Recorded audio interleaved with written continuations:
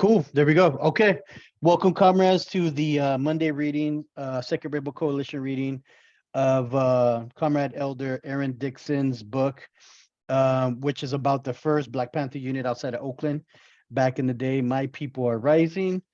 With that being said, let me go ahead and share my screen. And then, since this is an official Second Rainbow Coalition reading, we usually start with our statement of unity.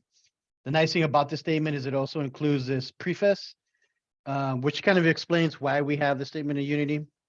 And the preface says, the U.S. was founded as a colonial settler state based upon white supremacy and slavery, stealing the lands of the indigenous nations, breaking every treaty made with them, and confining them to quote unquote reservations or concentration camps. As the country became more powerful, the eagle sunk its claws into other nations, making war on Mexico and grabbing its northern territory, invading Cuba, Puerto Rico, Hawaii, and the Philippines, and either annexing them or outright or making them colonies or neo-colonies. And in the 20th century, it became the major imperialist power in the world, exploiting both the people within its boundaries and those in every other country, bullying them with military interventions and robbing them of their right to self-determination. As Dr. Huey P. Newton stated, we have two enemies to fight, racism and capitalism. Between the two, capitalism is primary. Racism is a byproduct of capitalism. The working people of the world of every ethnicity or nationality face a common enemy that is destroying life on Earth. Our enemy is a small ruling class of property owners controlling most of the world's wealth and resources. We must have our basic needs met to live a good and meaningful life. Food, shelter, healthcare, education, freedom from oppression by the state, and peace with other nations. To obtain these essential things for life, we must have the power to see to it that the abundance that is available is shared equitably. And then here's the actual statement of unity for the Second Rainbow Coalition. The legacy of the First Rainbow Coalition dates back to its founding on April 4th, 1969, by the original Black Panther Party, original Young Lords, and Young Patriots organization. A number of other organizations joined this coalition not too long afterwards, such as the American Indian Movement, Brown Berets, Rising Up Angry, the Red Guards, and others. Since the founding of the United States, the masses had developed a number of popular movements that came together to fight back against this capitalist, imperialist system in various ways around particular demands. Nevertheless, none had established a movement quite like the First Rainbow Coalition. This historic movement was the first of its kind that established a model of class struggle like no other. Its charismatic leader, Chairman Fred Hampton of the Illinois chapter of the original Black Panther Party, stated at the end of the day, we weren't engaged in a quote unquote race struggle. He said that, end quote, it's a class struggle, goddammit, end quote. By uniting with the various oppressed ethnicities and masses, they were able to bridge the gap between the various ethnic communities that white supremacy had long sought to keep divided. This class solidarity equipped them with the material basis and class consciousness to see their common solidarity, to see their common class condition, therefore, the necessity to form a united front against their common class oppressor, the capitalist, imperialist ruling class. The ruling class viewed this as the greatest threat to their class rule, and subsequently used the entire repressive forces of the state, police, courts, jails, prisons, and intelligence agencies, etc., in order to crush this emerging revolutionary socialist movement. We refounded the Rainbow Coalition on May 14, 2021, with the intent of upholding the legacy of the original Rainbow Coalition. We believe that this historic example is the model for the united front that will best serve our class liberation. By upholding the 10-point program of the original Black Panther Party, which was subsequently adopted and later expanded by the original Young Lords, Young Patriots organization, and all other Rainbow Coalition members, we establish our programmatic unity. The 6 disciplinary rules that we uphold ties all organizations in our coalition to a common professional discipline. History has bestowed upon our generation a common mission, a common class mission to fulfill.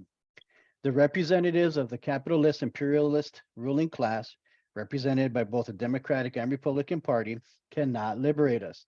It is their class intention and interest to uphold our common class oppression.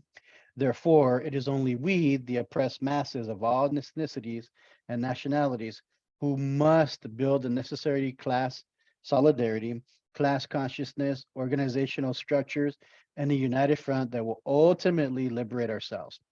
This is what this Second Rainbow Coalition is committed to. This is the historic mission we intend to fulfill.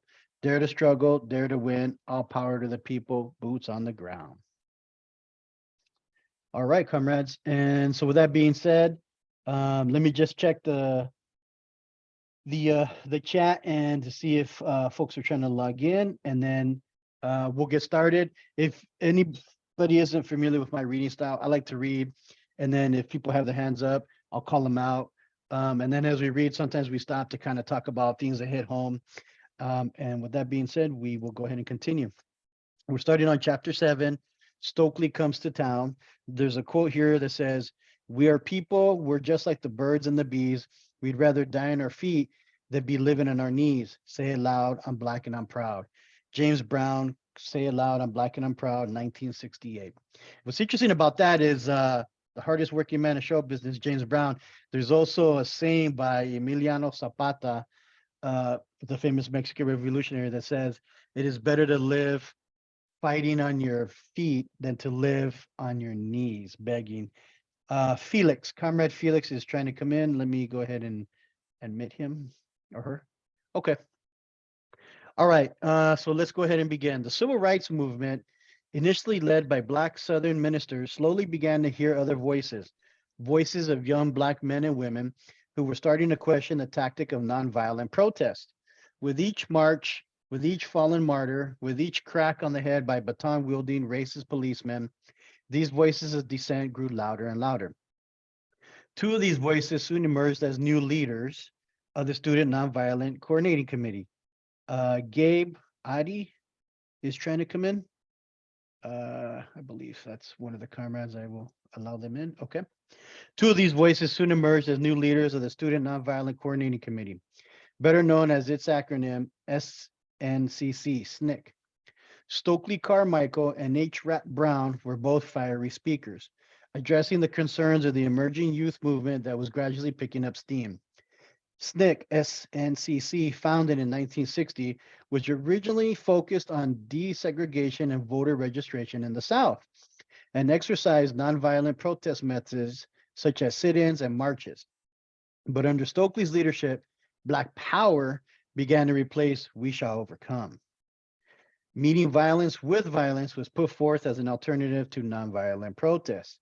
Stokely, who took over as chairman in 1965, and H. Rapp, who succeeded Stokely in 1967, were eloquent as well as confrontational, unafraid to say aloud what many young people were feeling and thinking.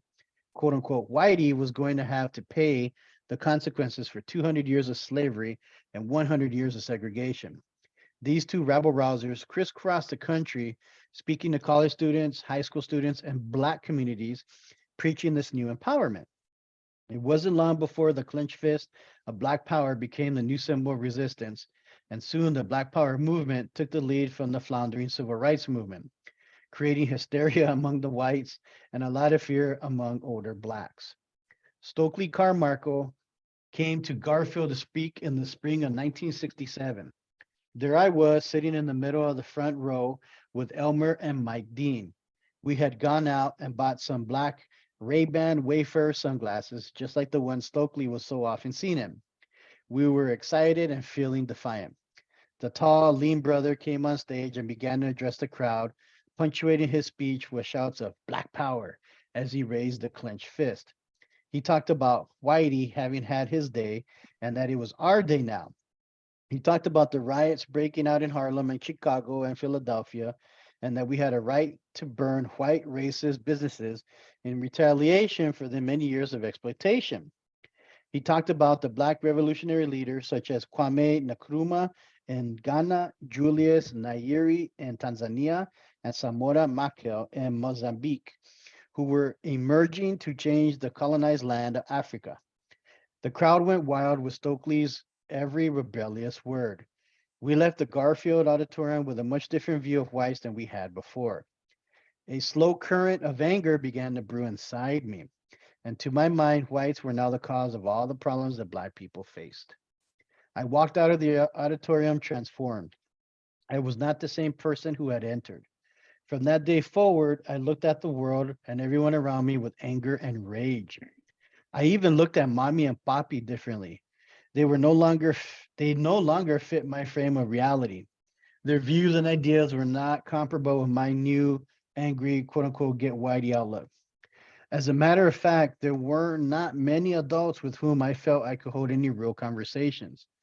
The anger I held at bay for so long had now surfaced and was coming out whenever my emotions were challenged. Family conversations in the kitchen about politics often became heated, and I questioned mommy and papi's political beliefs. I'm going to stop right there real quick because as I check the chat, that's very interesting because for some of us who have lived that quote unquote regular life and then became revolutionaries, or were either brought into the revolutionary life or whatever, it's funny, but even now with certain members of my own family, I know there's certain things I can talk to them about. There's certain things I can't, and I pick and choose my battles. I have grown to learn to explain things to other people that really have a general interest, like at protests and marches, where before I'd be like, "Psh, I know what I'm here for. If you're gonna question me, read a book or something." But I could understand what the comrade is saying because as you grow into the movement, you grow into it personality. The book is My People's actually will show you. Let me just bring it up since I'm sharing the screen here. So this is page 82. This is a book on Comrade Aaron Dixon, who was the first um, captain of the Black Panther Party chapter. He was the captain of a chapter of the Black Panther Party, the first out of Oakland, California, and it was in Seattle, Washington, and it's called My People Are Rising, Memoir of a Black Panther Party Captain. And it's written by Comrade Elder Aaron Dixon, who's actually still active. And as you can see here, it says Seattle. So this is the book that we are reading, and we're reading on chapter number 7 here. Glad to see he's mentioning Kwame here. Yes. Um, very much based. And so, yeah, this Comrade Elder speaks volumes in terms of the struggle. So let me get back to where we were at, and then we will continue. Oh, let me just make sure nobody has their hand up. Oh, Gabby, go for it. Let me mute myself, and please, you have the floor. Yeah, I just wanted to comment. I just wanted to comment on what you said about not being able to really talk about this kind of stuff with family. I feel the same way, especially with my family. For context, my family, including me, are Cuban diaspora.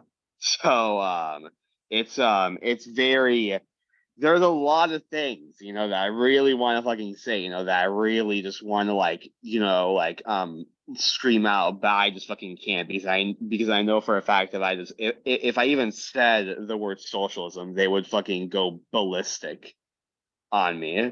So yeah, it's just kind of hard just having to hear all of that reactionary bullshit, having to hear all of that bourgeois thought, and not really being able to really do much about it. But that's all I really want to say. No, thank you for that, comrade, because I am half Chicano and half Venezolano. My father is from Venezuela, and it's funny because there are some members of his side of the family, and they have all immigrated to Florida. And there's some members that are very pro-socialist. There's some that are kind of in between, like they've had honest conversations with me, and they're like, we think it would have worked, but we have the third highest petroleum producing countries of all the OPEC. So maybe that's why they would always interfere, the US government, and socialism never really worked. And then there's others that are disgustingly pro-Trump, and they very much ally with some of the Cubans that as soon as they get here, it's like they lose where they come from and all that. So I understand 100% where you're Yeah, coming from. Totally. all my family is, to my knowledge, at least, all of my family are gusanos. Every single last one of them. I haven't met I haven't met a single family member of mine that ever spoke about socialism, even neutrally. Not a single one. And I still have family, in Cuba. So maybe they have a more unique perspective on things. Maybe my family that's still in Cuba still has a more positive perspective on socialism. But no, all of my family, all of my family that's diaspora that came to Florida, they're all just reactionary bastards. So so yeah, I don't really like any of them. Well, and it's unfortunate, but maybe it is fortunate that some of the comrades are now our familia, because it's funny, once you share those revolutionary ideals, sometimes I have a lot more in common with my comrades than I do with my own family, right? 100%. When sorry, I sometimes stutter, but no, yeah, 100%. I've felt more accepted and loved around communist circles in weeks than I've ever felt loved and accepted by my family in the years that I've had the misfortune of spending time with them. So, Mm. so 100%. I tend to feel way more accepted within when talking to comrade, when interacting with actual genuine Marxists because they understand it. They actually give a fuck about class struggle and bettering themselves and making sure that they're dismantling and deprogramming any potential reactionary sentiments they have, whether it be conscious or unconscious. So I just tend to feel more accepted around my comrades that I've ever felt around my like biological family because family isn't just tied with blood. Family is the people that you choose to be with. Family are the people that you choose to interact with and that you choose to bring into your life. So yeah, Mm. Thank you for sharing that, comrade. And then, two, if I ever get anybody's name, pronouns wrong, please check me on that. of I'm reading course. some chat comments, Comrade Felix. It's an ongoing oppression. I'm sorry, it's an ongoing progression for me. Just over the last few years, I've gotten better at knowing what to say and when to back off at a conversation. Man, I'm still trying to learn that for real. Can't build a community if every disagreement turns into an argument. That's very true and very wise, Yep. right? Some perspectives I have zero tolerance for, mainly out of safety. Blood of the covenant is thicker than water of the womb. Damn, that is fire. I gotta Yep. remember that. That's And a then good that's a good quote. it really is, because it really does make a lot of sense. Like, Yep. you know, when you totally embrace the revolutionary ideals, it is life changing. And then, sometimes it could be a little lonely, sometimes it could be a little alienating, but then when you have other comrades, they're legit are like your family. Like, I know Oh yeah. there's Brown Berets, there's people from Guardian Rebellion, there's Young Lords, there's a whole bunch of anti-fascist comrades. Like, there's a lot of people I know that I could call right now and they would give me anything that I'd ask for, but I can't really say that for some family members. Yeah, exactly. Yeah. Same. It's just kind of hard, having family members that say that that they love you, but if they really knew who you were and what your ideals were, they would take back those words. It just kind of Oof. hurts. No, you're right, comrade. 100%. 100%. Because if my family knew my identity, because for context, not only am I an atheist, not only am I a socialist, but I'm also trans and pansexual. So if my parents if my parents even knew like my actual identity, oh no, yeah, they would fucking disown me. My mother would 100% get physical, 100%. I wouldn't be surprised if Ah, my father got man. physical. Yeah, my main goal right now is to just escape my abusive reactionary household and hopefully become a class trader. That's my end goal, to become a class trader and engage in class agitation and organizing. Hey, I could dig it. 100%, comrade. I could dig it. And I'll support Yep, you 100%. yep. But yeah, I know. Um, I like even now, but by the way you talk and the way you present yourself, I can tell that you actually give a fuck and that you actually care about my position that them. And meanwhile, I can't tell my family anything meaningful or any of my emotions that I'm feeling without them belittling me or demeaning me or or guilt tripping me into feeling like I'm the bad guy, like I'm the one who should be who should feel bad for having these emotions or having these feelings. So yeah, you're awesome. Thank you, comrade. I appreciate it. I think, you know, in terms of trying to be genuine in the movement, I think a lot of times it's just things that we experience. I mean, I try to do the quote unquote stereotypical thing that most Chicanos or Mexican Americans do in terms of getting married, being Catholic, going to church every Sunday, trying to raise kids.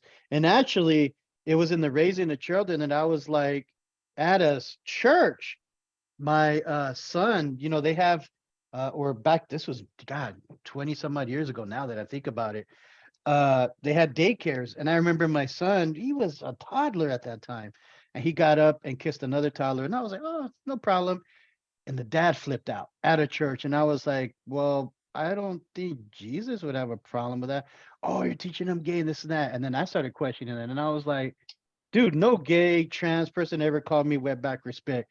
But a lot of Christians have, Yep. and then so once you start thinking and then trying to think about, damn, man, like I want my kids to be like truly loving of all people. Like, you start thinking about it and then just experiencing the loss of my first marriage because somebody ultra conservative, they weren't down with, wait a minute, you're teaching the little girls how to shoot and hunt and the little boy how to cook. And I was like, they're Latino, they're gonna get it on reverse, like very machoistic. I gotta change that.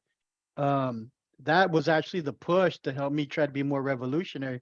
And my wife now, she's as revolutionary as as they come. But Fuck yeah. I think it's the genuosity. You can't fake it. There's a lot of Exactly. us that have experienced a lot of crap, but honestly, just for me, comrade, I'm glad because it made me the revolutionary I am now. You know what I'm Fuck saying? yeah. You cannot fake revolutionary genuine feelings. You can't fake that. You can't fake that. 100%. You can try emulating that, but you can never 100% fake that. That's something that comes from within. 100%. 100%, comrade. Thank you for sharing your thoughts. I'm gonna go ahead and uh continue reading, but before I do, let me just double check, make sure nobody else wanted to say anything. I'm not trying to cut anybody off. Okay. Hell yeah. So yeah, and then Comrade Felix, yo, this is why I love the in-person community. My pastor is openly gay. That's cool. And I won't say he's a principal communist, but enthusiastically agreed when I say Christ was a pre-Marxist socialist, and his sermons have Marxist undertones in mission of all places. That's super cool. That I could dig that. I could dig that. One of the pre-pandemic things that we did that kind of faded out during the pandemic was do a food pantry. And I remember there was a same-sex Lutheran church that were very openly gay, and they came to us, and I was like, yo, but I was raised Catholic, and I'm not trying to be, I'm not necessarily an atheist. Like, I want to go back to the old ways, right? Worshiping different deities. But they were so welcoming that it started changing my perception on certain Christians. Um, and then we did it. We did food pantries with them. They didn't mind us carrying our firearms. They didn't mind us dressing in a brown beret attire, looking very militant. And I got to say, they were the most loving people. And to just know that that Lutheran, I don't know if they're called priests or pastors, whatever, but that she was gay, that really did make an impression on me. And so that's another thing that I learned is in the movement, you also learn because be honest, when I first started as a brown beret, I was very anti organized religion, very anti-Christian because of my upbringing. But then I started seeing that there were other radical Christians in the movement, like this gay Lutheran priest or pastor, whatever she was called. I forget what her title was, but she was down. She was very much down for the cause. So yeah, I totally see what you're saying, Comrade Felix. Andy, Comrade Elder Andy says, in our lives as revolutionaries, we are like in a certain boat, ideologically. At first, we are despairing because we are isolated. God, so true. The grounding down of our class will bring millions into our ranks. responsible for keeping this light burning. Heck yeah, 100%. Heck yeah. All right, comrades, I shall continue then. Let me go ahead and minimize this bar here. All right. So he's questioning mommy and poppy's beliefs. He heard Carmichael, Stokely Carmichael, right? And so it continues as my job at Swedish kept me financially independent. I had been even I had even been able to save up some money. But after listening to Stokely, my job did not seem that important anymore because he's realizing the class struggle. And there were issues beyond my personal realm that now took center stage. I began to look more closely at my interactions with whites, and since most of those interactions occurred on the job, I began to scrutinize every look, every word that I received from my white coworkers. Mrs. Gannon, the head supervisor of the kitchen at Swedish, had called on the first day of my senior year to tell me that they were offering me a special position if I would work full time rather than complete my senior year of high school. I handed the phone to mommy. She cursed out Mrs. Gannon, telling her that school was more important than some damn job, and hung up on her. I began to reflect on Mrs. Gannon. She had shown what she thought of me. To her, I was only worth a buck 75 an hour, as opposed to my going to college and being worth 25 to 30,000 a year. For the most part, the whites, my friend Mike Dean and I worked with in the kitchen were friendly, but the dynamics were changing rapidly, and I was probably changing faster than most of the people around me. I had become super sensitive to all the events taking place in my own life and around the nation.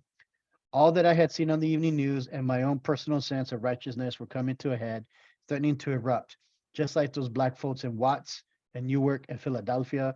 Eruption without conscience, without concern for the results. Burning, destroying, even killing, lashing out like angry, cornered dog.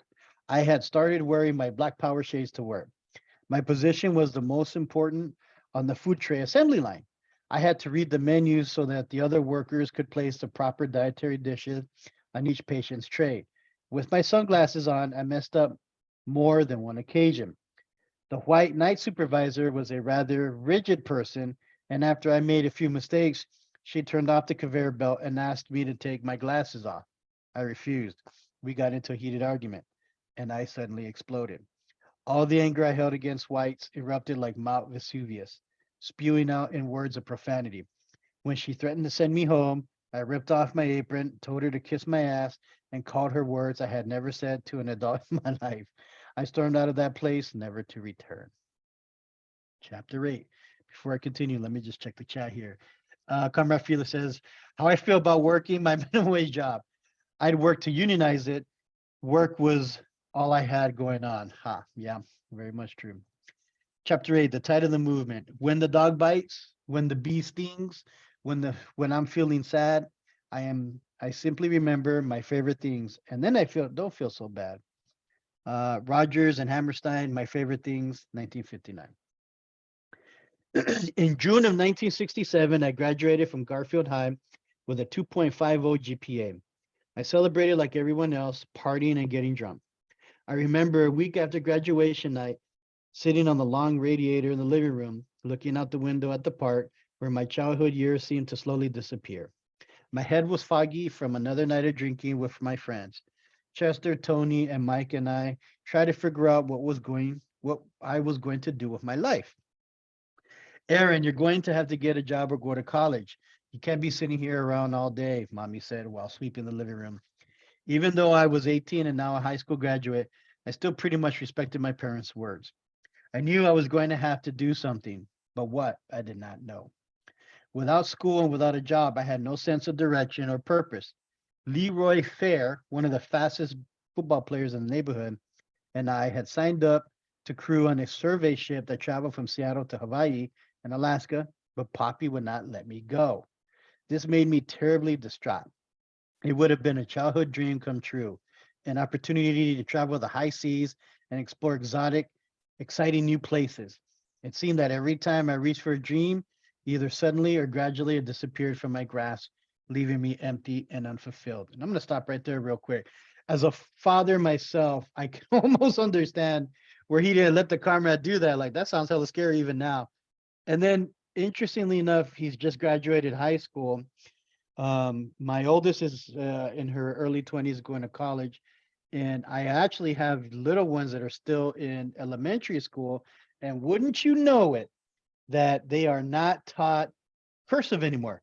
They are only taught cursive to sign their name.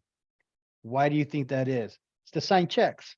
They're literally creating working class slaves. Comrade Felix, I see your hand up. Comrade, go ahead, please. I really like how he describes, this process of feeling unfulfilled and, having these, goals and dreams, like going on this adventurous job on a ship, and then not to be able to do that and feel unfulfilled. For many years of my young adulthood, I was just homeless on the street without a purpose. And when you don't have a purpose, it mimics very much like depression because it can cause depression.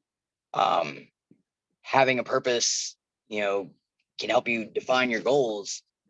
That's hard to do. And you drop out of school or you even graduate high school and there's nowhere to really go with that, and you go to college and you get a bunch of debt, and still nowhere to really go with that, and I feel like it just further isolates a lot of young people. That's a really good point, comrade, because it's been many moons for me, but I could kind of remember that, like graduating, and then you're like, for me, being half Chicano and in the Southwest, there really wasn't a whole lot of opportunities. It was like go to college, or at that time, go to trade school, learn a trade, welding or whatever, or go into the military. Like that was it. And you know what's funny? Now that I mentioned trades, is like everybody pushes getting a stupid degree and all that. People sleep on the trades. You could get unionized and you can make a decent living. But it's interesting for me. I didn't choose either of the two. I actually chose to leave and head up north and went through California and ended up here in the Pacific Northwest. And here's where I've made my life for the past over 20, 25 years. And it's a weird feeling because I still have friends that are there. Some have progressed, some haven't. And then like I don't know what would have happened if I stayed. You know what I'm saying? Like it's a Yeah, I dropped out when I was 14, and I've always been academically inclined. I stayed in the library in my free time, so I know shit about college level science that blows people's minds. But I was homeless during that, and mm, got my GED and all that, but it hasn't really been productive for me to do anything. Basically, you're if you're not considered academic in a way that you can get a degree that's exploitable, it's really no point in even going to college at this point. The Department of Vocational Rehab here, they wouldn't even help me go to college unless it was she didn't use the words immediately exploitable, but something I could immediately get a job with once I get out, instead of going to school to find a fulfilling, academic path. I had to be immediately concerned with how is this going to make someone else a bunch of money, and that's not a sense of community. That's not people getting a job because they care about their work or they're passionate about their work or they believe in what they're doing. You know what I mean? It's nonsense. You know what I mean? It's nonsensical. I'm working on getting my peer counseling certificate, and that's gonna do me further than going to get a psychology degree, and trying to become a therapist. It's 100%. it's all interconnected. It totally is, comrade.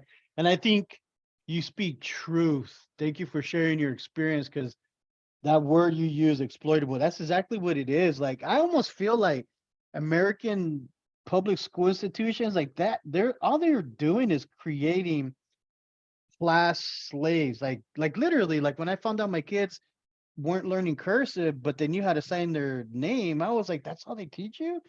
Like, why? Well, you obviously why, right? Like it's disgusting, but yet this imperialistic United States of America, they paint it as the greatest of all nations. And I think we're like number 20 or 30 in terms of like education for the masses. One thing I've learned from one of our Brown Beret comrades is Ralphie, when he went to Cuba a couple of times, and I've heard about this, but he's even said that during the Cuban Revolution, their literacy rate was so high.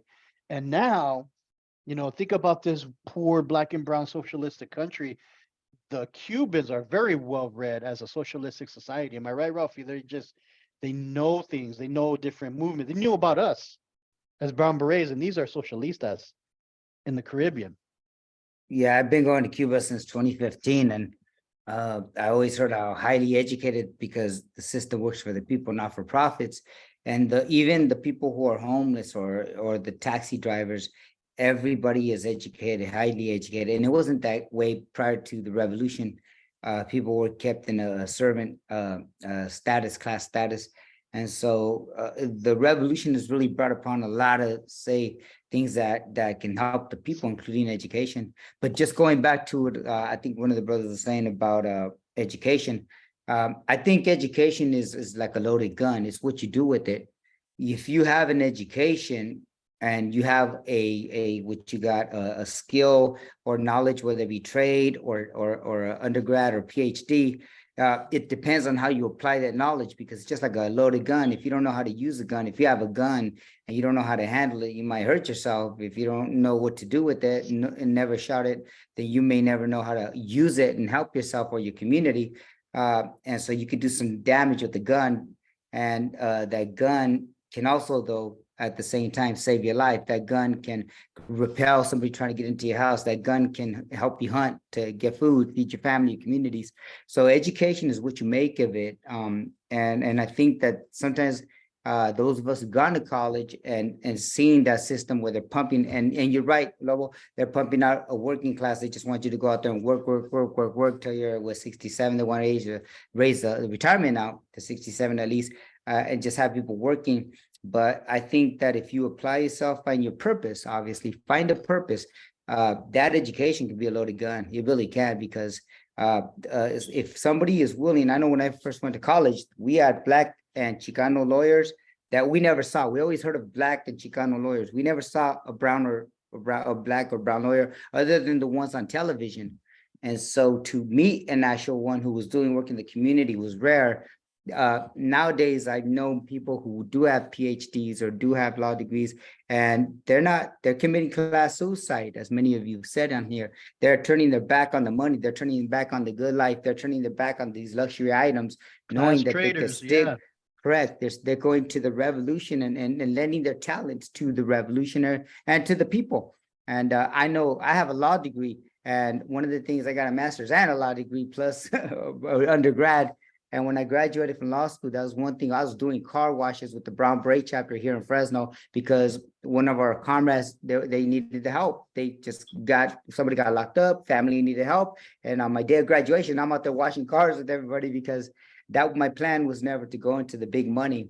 My plan was to use my skills as a Brown Beret within the movement. And that's what I've done since 2009, since I graduated from law school. So it really truly is what you make of it. And going to trade, it doesn't have to be a PhD. It could be something like he's talking about, getting on a fishing boat here and going to Alaska. You know, if you learn how to fish, you could feed a whole community if you learn that skill. You learn how to hunt, if you learn how to grow your own farm and grow your own, garden, you can feed a whole community. I always talk about Fresno, California. When the COVID hit, the Brown Berets, we've got a huge backyard, and one of our members' backyard is a garden. And I remember everybody going to get this or get that. They had eggs, they had oranges, they had everything they needed, all the tomatoes.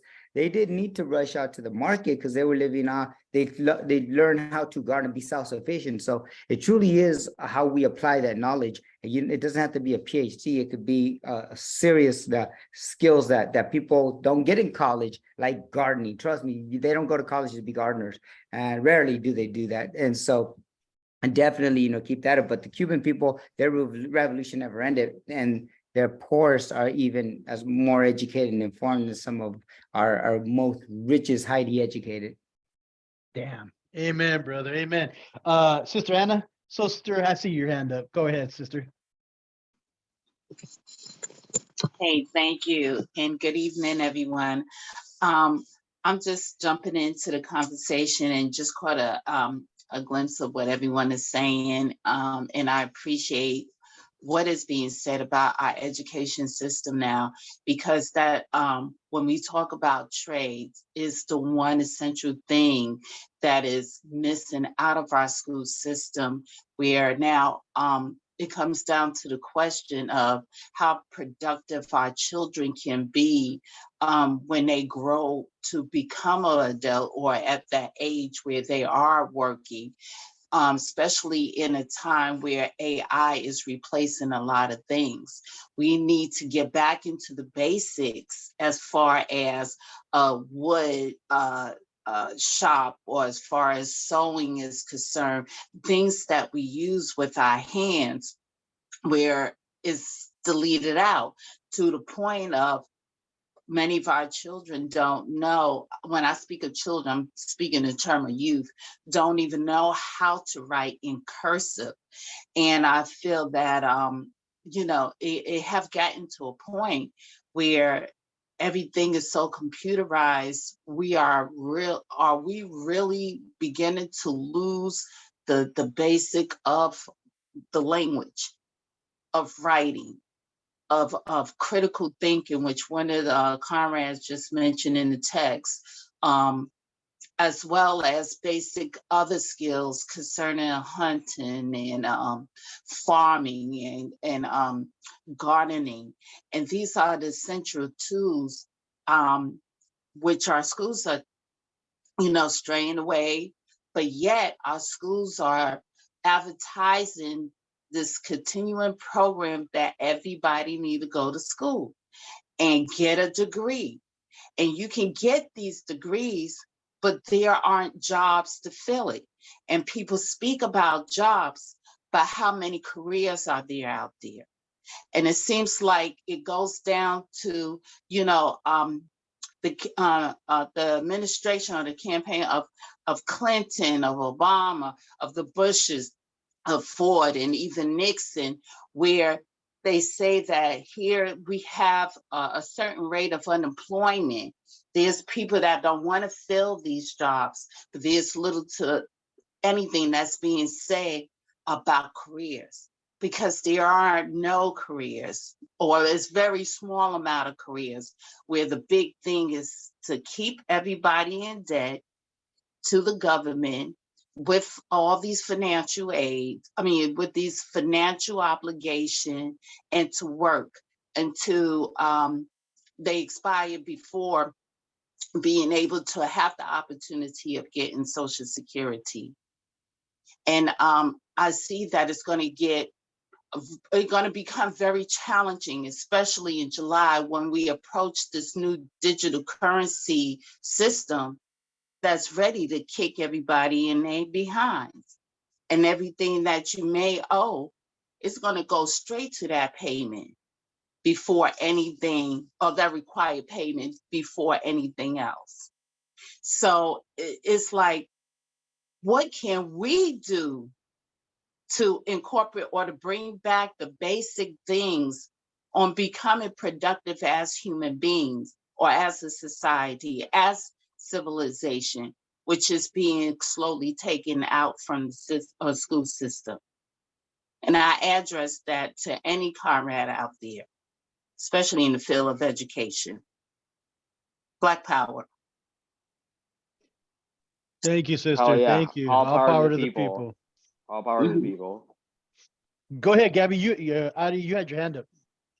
Yeah, so God, there's just so much to comment on because everyone just spoke so beautifully of it. But yeah, I don't know. I kind of lost track of who was saying who. I remember what was said, but not where which mouth they came out of.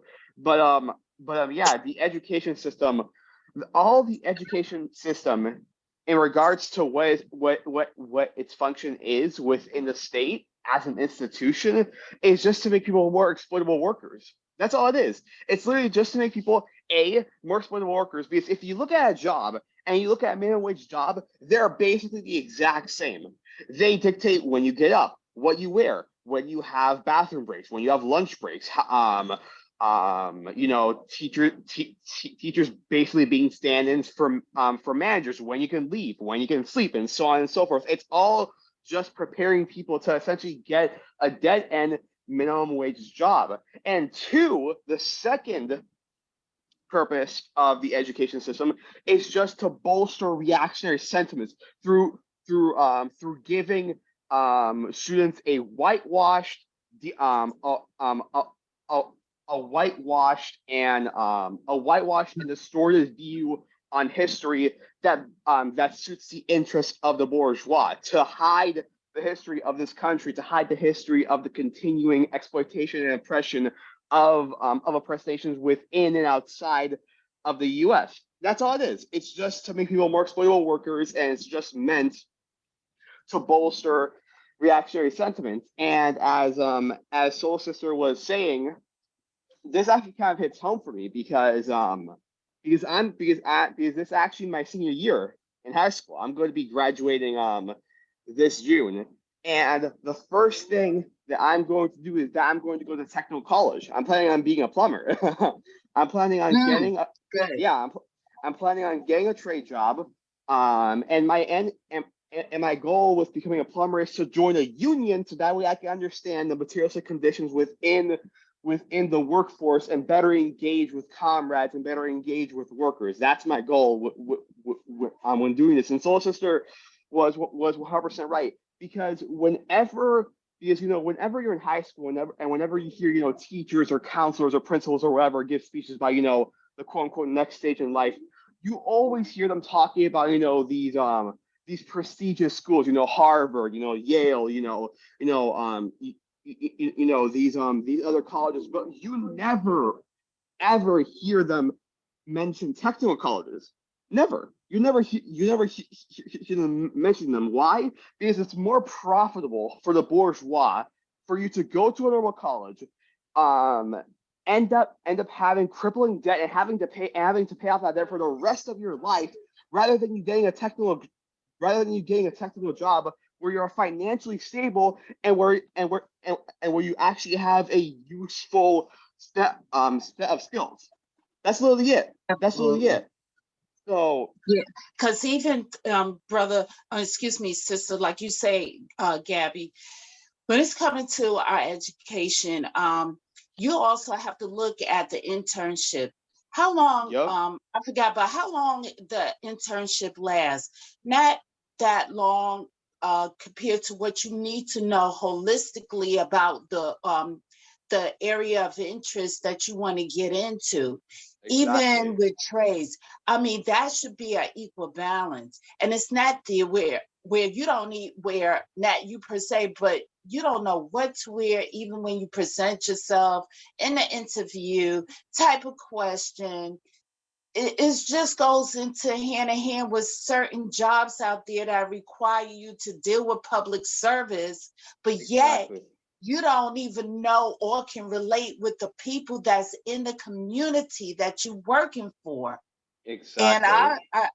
our school system is so lost, and I'm sorry to beat that up, Ralph, Yep. Ralph, because you are, important, essentially.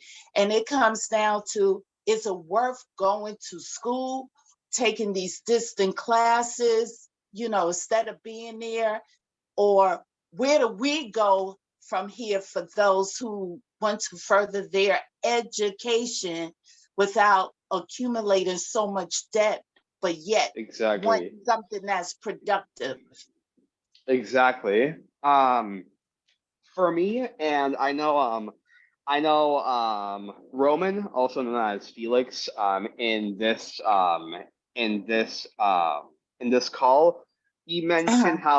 mentioned how he did not have a good experience with VR, and I talked to him a little bit about this, but I'm currently doing vocational rehabilitation. So far, they've been pretty good. To me, I haven't had any serious troubles when it came to, interacting with them. And in fact, this Wednesday, I'm going to be having my psych evaluation to basically see if I qualify for a vocational rehabilitation. So far, everything seems to be going good. And all I can really say is that if I end up pulling this off, if not, if things don't end up becoming too dire. I'll hopefully be able to move out this year or next year out of this abusive fucking environment and, actually engage in class agitation and organizing with the people. So yeah. Mm, wow, that is good. And you know Yep. what? If I could just chime in, it's super, super, super cool to hear a comrade like Comrade Gabby, a young Mhm. comrade that has that consciousness already. Because Yep. I wasn't 19. there. That is super dope. And honestly, like I always look at everything in terms of like a movement, like a full blown class movement. And that includes everybody. That includes our Mhm. anti-fascist comrades, our trans comrades, our uh, young lords comrades, brown berets, black panther, like a class movement. And what do we need in a class movement? If we ever needed like a peer therapist, I'm straight going to Comrade Felix because that comrade has already demonstrated to me that they, out of experience, know what it's like, as opposed to somebody that just graduated out of some Ivy League bourgeois school that just has a degree. I want that life experience. To hell Exactly. with your degree. And then Exactly. the world, the revolution, we're gonna need plumbers, we're gonna need electricians. So I'll be like, Gabby, come on, man. Hook me Yep. up. I Yep. I You're good. really feel like you comrades are on the right path because in terms of what the movement needs, it's things that we need to help the community. We take care of us. I'm not gonna Mm, call, I'm not gonna call some, therapist, some psych person or whatever that just came out of an Ivy League school with zero experience. I already know Exactly. Comrade Felix was houseless. And so just knowing that, I'm like, yo, I can almost talk to this comrade about anything. I'm going to Comrade Yep. Felix. If I need a plumber, I mean, you're always going to need something in terms of a trade skill, plumbing, lumber, electrician, whatever. Comrade Gabby, you know what I mean? Like you guys are on the right path. I just wanted to let you Oh know yeah. that's very, very satisfying to hear that from y'all. I Thank you just so want to much, quick. comrade. Sorry. Mhm. I just want to quickly add that by you going to further your trade into plumbing, not only you are contributing greatly to our society, even back in the days, but you can have a career with it, your own business Exactly. with it, Whatever. and that's so important. That's so Um, important. it's such a shame because it's more profitable for the bourgeois for you to end up going to some college, getting in debt, and having to try and pay off that debt for the rest of your life. Yep. Because it's more profitable for them to do that. There have been campaigns to basically belittle and demonize trade jobs. When I tell when trust me when I tell you that when I told my parents that I wanted to become a plumber, they went absolutely fucking ballistic. They tried to get me to do anything but plumbing. My mother was like, "Oh, do you want to be a doctor? Do you want to be a veterinarian?" I'm like, "No, I don't want to be a doctor. I don't want to be a veterinarian. I've never shown interest in any of those two areas ever." And like kind of Mhm. like sidetracked. But you know how traumatizing it would be to be a doctor? You know how traumatizing it would be to Yeah. be the one to have to tell a loved one that they're gonna have to pull the plug because they can't continue paying on because of how fucking egregious the bills are. You know how heartbreaking that would be. I would be traumatized if I if I Right. if I was a doctor. But that's the point. That's besides the point. There's this notion, that plumbers, electricians, truck drivers, and these other trade jobs, that these trade jobs require quote unquote low intelligence, that these people, quote unquote aren't smart. And it's just bullshit. It's just fucking bullshit because if trade workers did not exist, society would fucking collapse. Right now in New York City, if all of the plumbers in New York City were to suddenly just disappear off the face of the earth, the entire city would literally flood of sewage water. The entire fucking city if plumbers stopped existing. So like, yeah. And So yeah, it was just so annoying, and it was just so infuriating having to deal, with my mom and with my dad, wanting me to have some, prestigious, high paying job that and to become some petty bourgeois fucking doctor. It's just so fucking bullshit. I hate it. But yeah, I'm glad that I'm going on this path of actually benefiting the community and actually, and actually using my talents not to exploit people, but to actually help people. So yeah, that's all I want to say. Sister Anna, did you have anything else to add before I call on Comrade Elder Andy? That's basically it. And I appreciate the comment that Sister Gabby is saying, because like Panther Queen has said, yeah, it's good because, without these certain trades, nobody would know how to even flush a toilet. I mean, something like it to say that caused me to laugh. But we really need to get the basic of that. And I noticed that some prestigious schools, they making sure that these trades classes are and skills are continuing, especially in certain schools where there are kids who know how to shoot with the AR-15 and hunt, like I had mentioned when I have moderated, and just using these useful tools where it's the basic, but it guarantee a lifetime skill like typing, which now everything's being reversed, but you can have a career. You don't need it to be dependent on an employer, where, for instance, though I'm in healthcare and I deal with death every single day, which is a part of life, I can venture off and create my own business dealing with patient care. So I appreciate it. Oh, Sister Gabe say that she want to mention something in addition. So I just want to say one last thing that kind of builds off that what you were saying, Comrade Lobo, correct? Yes. So when you were mentioning how your children were no longer being taught how to write in cursive, but only with their signature to literally prepare them to write checks to be exploitable workers. You want to understand, you think, okay, I have a question for everyone in here. I don't know if they introduced this when y'all were in high school, but do any of you know this strategy called race strategy? Do any of you know it? Any of you? Never heard of it. Essentially, that's what they're teaching us in our school, specifically in Miami-Dade County, which is the county that I'm in. Race strategy is an acronym, and it stands for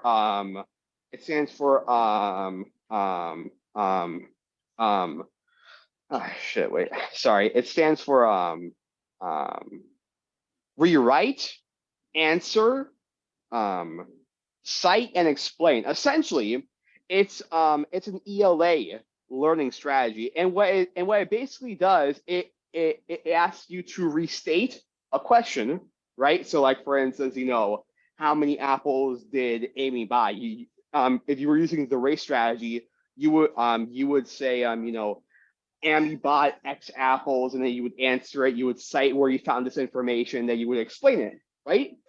And the funny thing about this strategy, as some of you may already have, assumed, but this strategy is only surface value. It doesn't actually go into the meat of any literature. It literally, this strategy only picks at the bare bones, at surface level value of a story. And I was wondering, why is this strategy being taught to us if it doesn't actually, benefit us when it comes to literature? So I asked my ELA teacher. He doesn't go to our school anymore, but I asked him, and you wonder what he told me?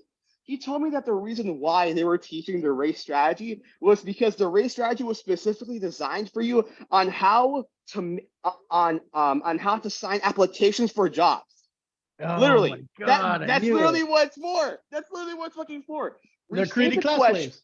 Exactly. Restate the question, answer it, cite it, and explain. Literally, just use signing an application for a job. It's fucking wild to me. Like, it's just so fucking wild. Like, it's just like, yeah. Yeah. But that is so crazy, because why would they now need our signature when everything is electronically being done online? And perhaps Brother Conrad, Raphael, you could elaborate on that, because a lot is being taken away by AI, where we go down to the true core meaning of capitalism. And with capitalism, of course, you just need a few producers to operate this backwards ass system. And doing that, it comes down to, well, how many people do you need? You know, Especially when you have robots taking in on everything. So what do you do with a handful of people who's going to school, who's taking these courses to graduate for a promising career, and find out there's no jobs out there? Would you like to answer that? Yeah, I want to, but Andy's had his hand up for a long time, and I feel bad. Oh, Andy's oh, has been called on, and he's just we sitting don't there. even see that. Oops. I'm so sorry, Andy. I'm so I'm sorry. sorry. Good Comrade Elder Andy has had his hand over for a while, and he might even be able to elaborate on that. Go Yeah. ahead, Comrade Elder Andy. You got the mic. Oh, you're still muted. You muted. I Became muted. think I can actually unmute you. Let me see. Well, he's trying to unmute himself. Yeah, he should be able to unmute himself. Okay. There you There we go. There you go. There you go.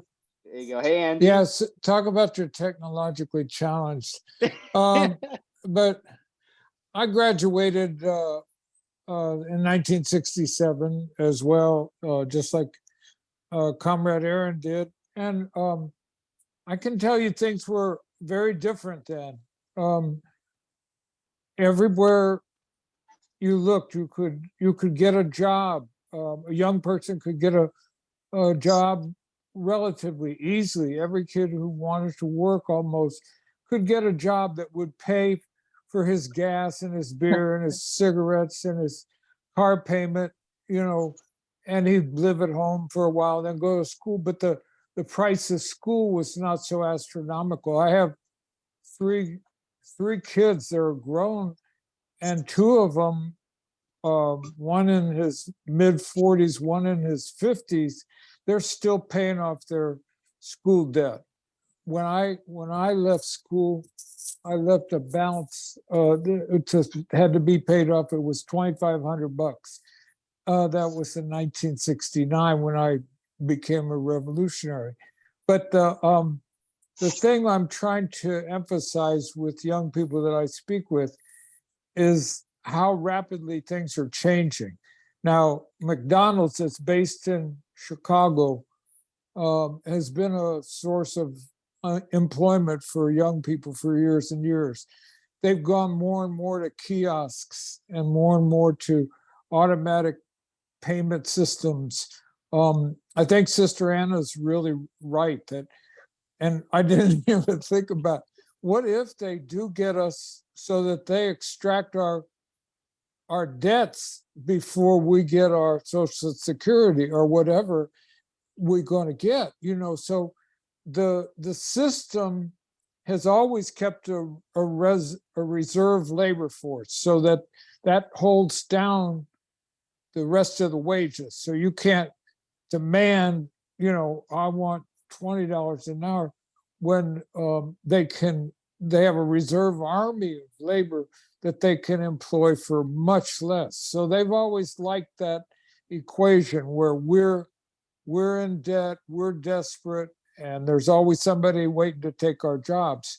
But like as Sister Anna was pointing out, more and more these jobs, especially in production, but more and more in service And even in professions, those jobs can be performed by AI, they can be performed by robots. So we are in a new era. I still told my kids, learn a trade, because a trade is valuable whether you employed or not. If you know how to build a chicken coop or a house, you're much more useful in many ways. I hope nobody ever asks me to build one, because it's going to be a mess. But we need the skills, but more and more, whether they're actually going to result in gainful employment in this system, it's starting to look questionable. Carpenters can be replaced by printed housing. I'm not kidding. You can print a house in less than a day with concrete. It's superly superior strength-wise and all sorts of other things. But we can't predict what they're going to do, but we can understand what's happening to society and to labor as a whole. Our labor, the value of labor is approaching zero in real terms. And that's a very scary prospect, and we don't know what we're going to do about it. But clearly, they've never, this is something to keep in mind, they've never fed, clothed, and housed people that they could not exploit. And they're not about to start. So we're in for some trouble. But we have the right mindset to bring our forces together, because we are a force to be reckoned with if we ever break it loose, because it's literally millions of people will flock into this, and that's what scares them to death. That's about it. Thank you, Comrade Elder. You know, you and Sister Anna, soul sister, y'all got some really good points. You know, I love my wife to death. We had to go to a mall once, and I hate this particular mall. Hate is a very powerful word, and this mall is very bougie, and I freaking don't like it. But you know, in between the malls, you know how they have like little kiosks, right? So she needed to go to this kiosk to get something. And I remember thinking, oh God, I'll just run in, run out. There's like Gucci stores, and it's just a terrible place for me to be. Like I feel very out of place when I go there. And I remember right next to the kiosk that my wife was shopping at, they had a kiosk that said Robo Baristas. So what's interesting is I'm pretty sure everybody else is familiar, but here in the Pacific Northwest, home to Starbucks, there has been a somewhat revolutionary movement in terms of organizing and unionizing the baristas that work in Starbucks. And almost any Starbucks that they try to unionize, they close down due to safety issues or whatever, right? And I showed my wife this, and she said, well, wouldn't that be interesting if Starbucks bought the rights to those robo baristas?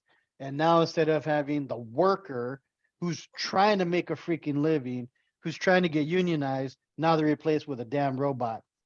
And when she said that, I started thinking, and going off of what Comrade Sister Anna, Soul Sister, was saying, I was like, damn, how do we as comrades, as a revolutionary community, since we take care of us, how do we freaking adapt to that? Do we have our own schools where we teach the maintenance of said robots? So maybe if you were a barista, you have to know how to make the coffee drinks. I don't know how to make a damn latte. I drink them every damn day. They're delicious. But you have to know that skill. So then now that you know that skill, retrain them so that you can work on that robot. And that's how you're able to overcome. And if you can't go to a school for that, the comrades that are versed in that, they teach you. And then I started thinking about it, and I was like, but still, that doesn't seem right. Why should we have to conform to what the 99% the CEOs of Starbucks are doing, right? Comrade Sister, what were you going to say? Okay, I like to hear what Brother Raphael going to say, but Brother Felix had brought up an important issue concerning Walmart, and I like to address that with Brother Felix, because I used to work for Walmart, And that, if y'all have not read The Beast of Bentonville, which I think is a lengthy paragraph, no, the lengthy story, please read it, because it'll give you the background about Walmart itself, which I understand in New Jersey, Walmart is not even allowed to exist up north. But I like to hear what Brother Ralph can say about the education system. Where do we go from here? Because this is serious. And like you say, brother, we need to organize, because by July, we're going to see exactly what this country is made of and what they think about each one of us. And it's not about race. It is about class. Mhm. Go. So yes, let me say this too to everybody. When I came to this country as a child, I didn't speak English. We crossed the border, had to cross the border a few times because we got sent back. And my dad was already here working in the fields, and so I worked in the fields till 12 years old, undocumented. We did that hard labor, and in the hot sun, in the cold winter, and for pennies. And literally, that's the last bastion of slave labor still left in America that is legalized, right? So I say that because the reason why I went to school is not because I was smart. I was not smart at all. My counselor said I wouldn't graduate college because I didn't speak English. I didn't write good English. My English is Wow. broken. So I came from a farm working background, illiterate. Today I sound like I was born here, but the truth is, I had to force my way into classes, make sure I stuck with them. But one thing I learned was that a lot of people who are immigrants are hard workers, obviously throughout the world. This is true, not just the Mexican people. But education was something I think my mom and dad really wanted us to attain. But they weren't talking college though. They were talking just high school. High school was perfect. That's all, as a Mexican kid growing up. And then I got into the gangs, the drugs, OD'd on PCP by the time I was 13. I mean, I did some crazy things growing up. It's a miracle I made it to my senior year. But that's a whole nother story. But the reason why I went to college and did all that, and I'll answer your question this way, is because I did it just to make sure that I stayed within, and arm myself and made my parents proud. But that's a whole different story, because if you look at the notes there I have there, the historical goal of any education, and this goes back to the days of the monarchies and the kings and queens, was to have people prepared to serve the king or queen, to defend them. And you had to go to school to be educated, to serve, but also, most importantly, first and foremost, to obey. And that if you were brought to school, you were taught to obey, to listen, to sit down, to shut up, to speak. And the reason was, it was all in service of the king, to defend the king. And education had nothing necessary. It really wasn't about academics. It was about defending the monarchy, or the kings and queens and the wealthy around the world. Well, that kind of still is the purpose today. As many of you said, it's to produce a working class. And they've known that. That's why public schools are under attack the way they are, because they want to bring in Zoom, they want to bring in Google, they want to bring in all these high-tech high-tech devices to teach the kids, again, automated teachers to take over public jobs, where you find some of the largest workers unions, and they happen to be educators, teachers. That's one reason why they've always been trying to take over. So historically, the goal of education stayed the same for the most parts, to serve this system and obey. The other thing is, and Andy said it, there's changing times, because in the 1960s and prior to the 1960s, if you study history, America, even the Republicans paid high taxes. They paid up to 80-90% of taxes, because they had just gone through, for example, the Great Depression. And look at how many people throughout the world died of starvation. And that included people here in America, including white, middle class, and upper class people too. They saw the dangers of capitalism and how uncontrolled, and how it got so wild and uncontrolled around the world. It brought the economy down, that they too recognized the need for social programs, social service programs. And FDR wasn't a hero of mine, still isn't. If you study him, he's a racist, but he was a wealthy dude who knew, hey, I better get this under control, because his own people were suffering. I'm talking about poor whites in the South, because they had pacts to get him reelected. He didn't get reelected just with black and brown votes. No, most of them were poor white people who were struggling. So the times have changed. Andy's right. And in California, education used to be a free thing. In 1980, Ronald Reagan Ronald Reagan is the one that really did a lot of this. He did away with a lot of social programs. He did away with a lot of things that unfortunately, if you went to school, even if you just got a plumber, say a certification, or you electrician, or you were in the union and you worked your way up, you know, a shop to do work in the shop someplace, you could make a good living at General Motors. But again, capitalism and NAFTA under Bill Clinton caused all these companies to go other parts of the world to exploit the poor there that needed desperately a job. So our kids are left, and I say I'm talking about brown and black kids, and black, well, you might as well have white kids now, but especially black and brown kids, and they needed someplace to put us. And if you look at history, where did they put us? They built penitentiaries. In California alone, in the 1990s to the 2000s, they here where I live in Highway 99, it's called Prison Alley. In 20 years, they built one university. And in that same 20 years, they built 19 prisons, all up and down this highway, because they need a place to put us. Look what also goes up is you go to Wall Street, you could buy and sell stock for private prisons today that house detained immigrants to hardened criminals, you name it. They gotta put us someplace. We're not working because obviously they're not paying us enough, number one, and two, that a lot of these jobs are gone.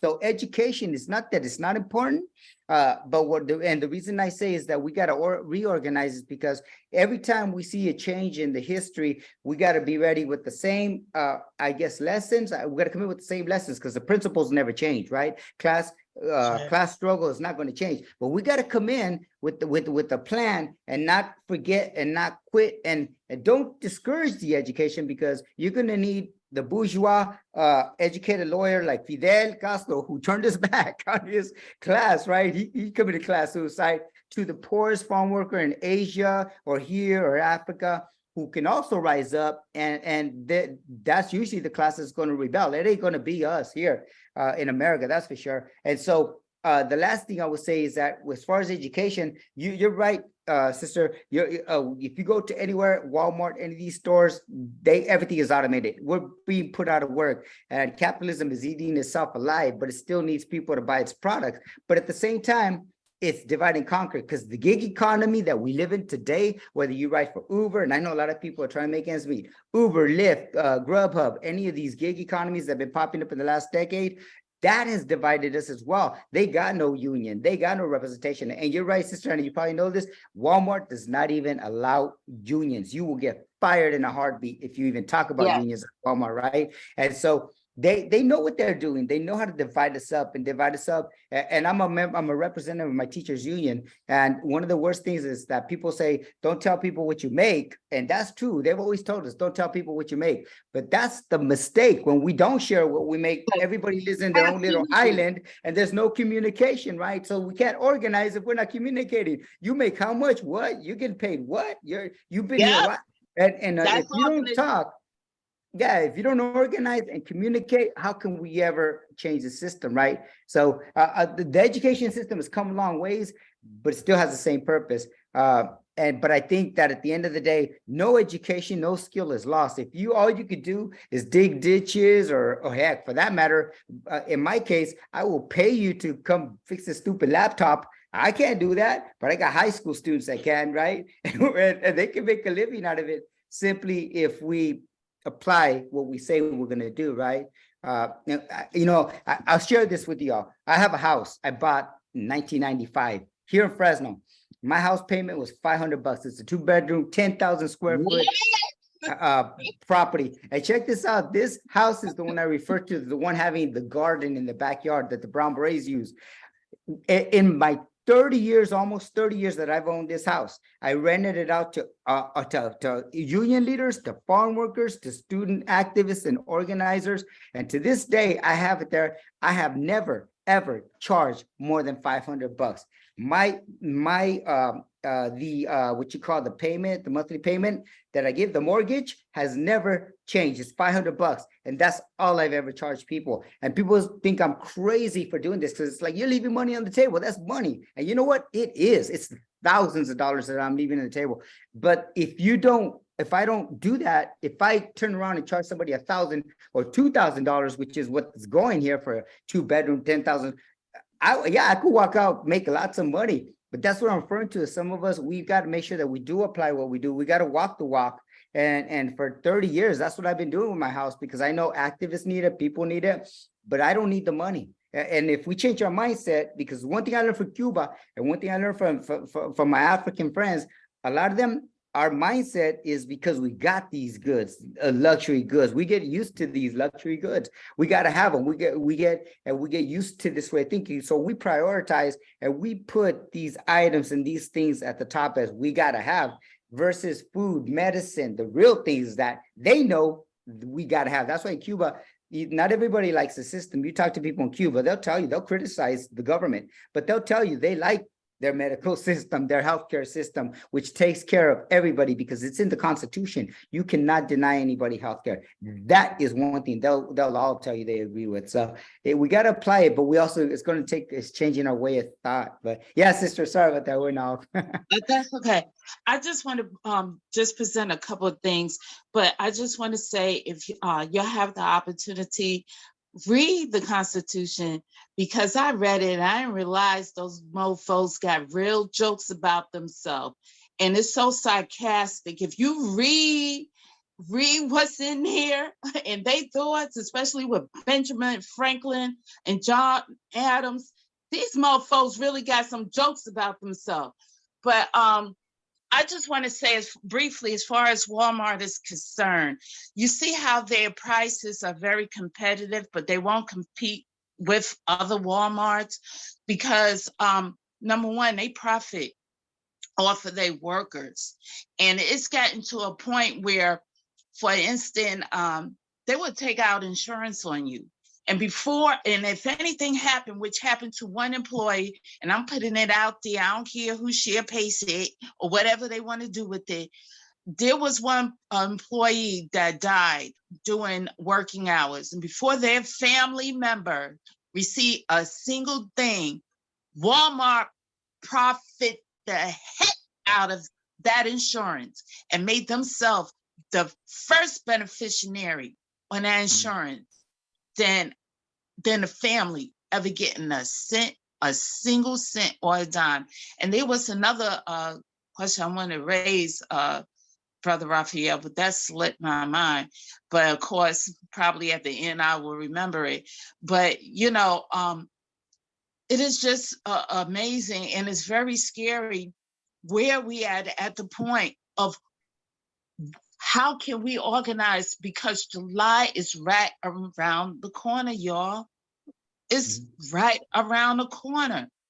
And if you want to see all these service fees, all these taxes that are going to be taken out of your check before you can buy something from the grocery store, or seeing that the government going to reduce your pattern of spending to a point where you be able to spend something, you're going to see it.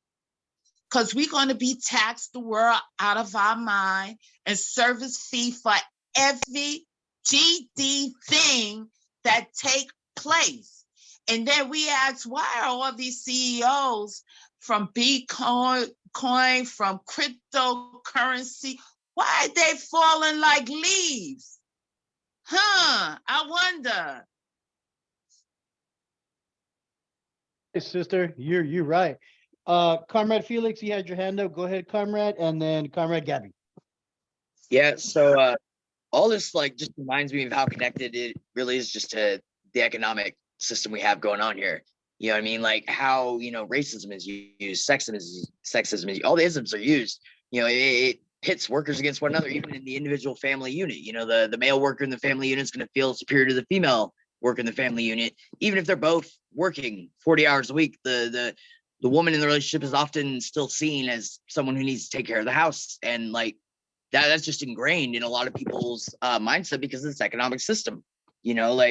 People have this fear response towards, other workers that are suffering more than they are, like homeless people. I know a lot of people that are homeless and have a job. They still can't get out of homelessness, and it's because this economic system is designed to isolate us all into these little niche groups in culture wars. Can't even focus on the class war. Meanwhile, they underfund certain schools. They basically like rig up the districts, similar to like voting. Like I went to a lot of inner city schools in Kansas City and like Orlando, Florida, and they're definitely still segregated. Like they integrated the schools, legally, but like I was one of the only like white people there, and like it was a hella underfunded school. Every school that I went to, because I was in poverty and living in these impoverished areas, they're hella underfunded. There'd be mold in the ceiling tiles coming down, like water fountains don't work, bathrooms don't work. Like some days we'd be getting like prison fare type meals for lunch type shit. And that's if you qualify for the free lunch. And so like they use the economic system to divide the working class, and it starts with schools, in my opinion. But tying back to Walmart, to touch on what sister just said, we got 2 supercenter Walmarts in this town of 70,000 house people. 2 supercenter Walmarts. They used to both be open 24 hours. They're on the same road. They're on the same exact road. It's called Bell Highway, and it's like 5 miles apart. There's no real community flourishing here. Like the money goes directly into the big corporation's profit. Like we got a bunch of fast food restaurants and Walmart, and like that's the biggest employer, Walmart and the hospital, and and they don't pay the workers enough. I know a lot of people that work at Walmart personally, and like a lot of them are on food stamps, so they don't pay their workers enough to even eat. So therefore the taxpayers of the city have to foot the bill, so they're stealing from the community, and yeah, I don't know. I'm rambling on now, y'all. Sorry, I'm a little hyper. No. Hey, But you're bringing up a good point, because don't you know when the country had shut down, what was the only businesses open?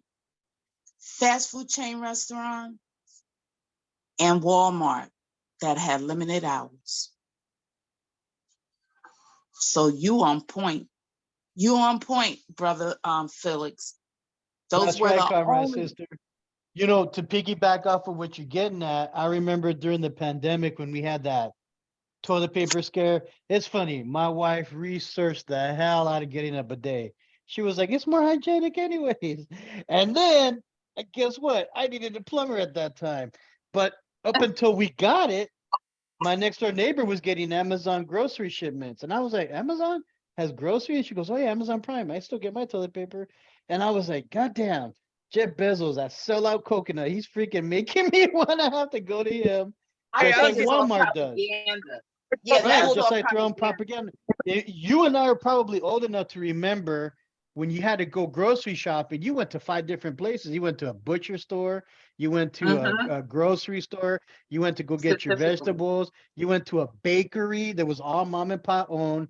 Then Walmart came in, and the Waltons with their little evil capitalistic plan, they were like, just do one-stop shopping. It's a big Yeah. box store, warehouse. And then what happened? Right.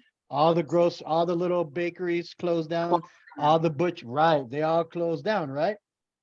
Yeah. Read the Beast of Bentonville. And you're right. All of it had closed down.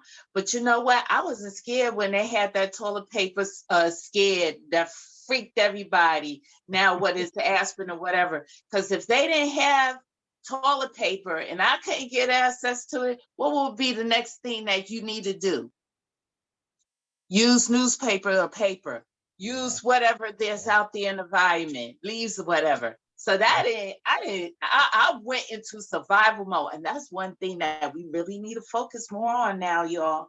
Urban survival skills. Like I get 30 rolls Amen. from Amen. Amazon. Amen. All right, y'all. We're going All right. on and a little over an hour and a half. And Comrade Gabby has had their hand up. Go ahead, Comrade. You have the floor, please. Yes. So something that I specifically wanted to bring up was specifically what's happening in Florida. As I assume that y'all know, Ron DeSantis has been passing some horrendous laws when it comes to limiting some of the books that the different education systems that the different schools have in the different counties. How as Comrade Lobo was talking about, I believe it was either him or someone else, how public schools are continuing to be defunded and our charter schools, and how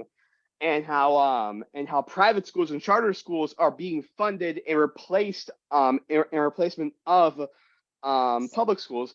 And specifically, and you want to know what's the funny thing about it? So I actually go to a charter school. I actually go to one. And the funniest thing is that even though they're still going to these charter schools, it's also going to the companies. It's also going to the bourgeois, because in my school the teachers are still getting paid shit wages. The materialistic conditions are absolutely horrible for the teachers in my charter schools, and specifically for the book thing. I don't know if y'all know too much, but essentially all of the books in Florida, in all the counties, in all of the different schools, all of the books have essentially been taken to get an evaluation check to see if they quote unquote qualify for schools.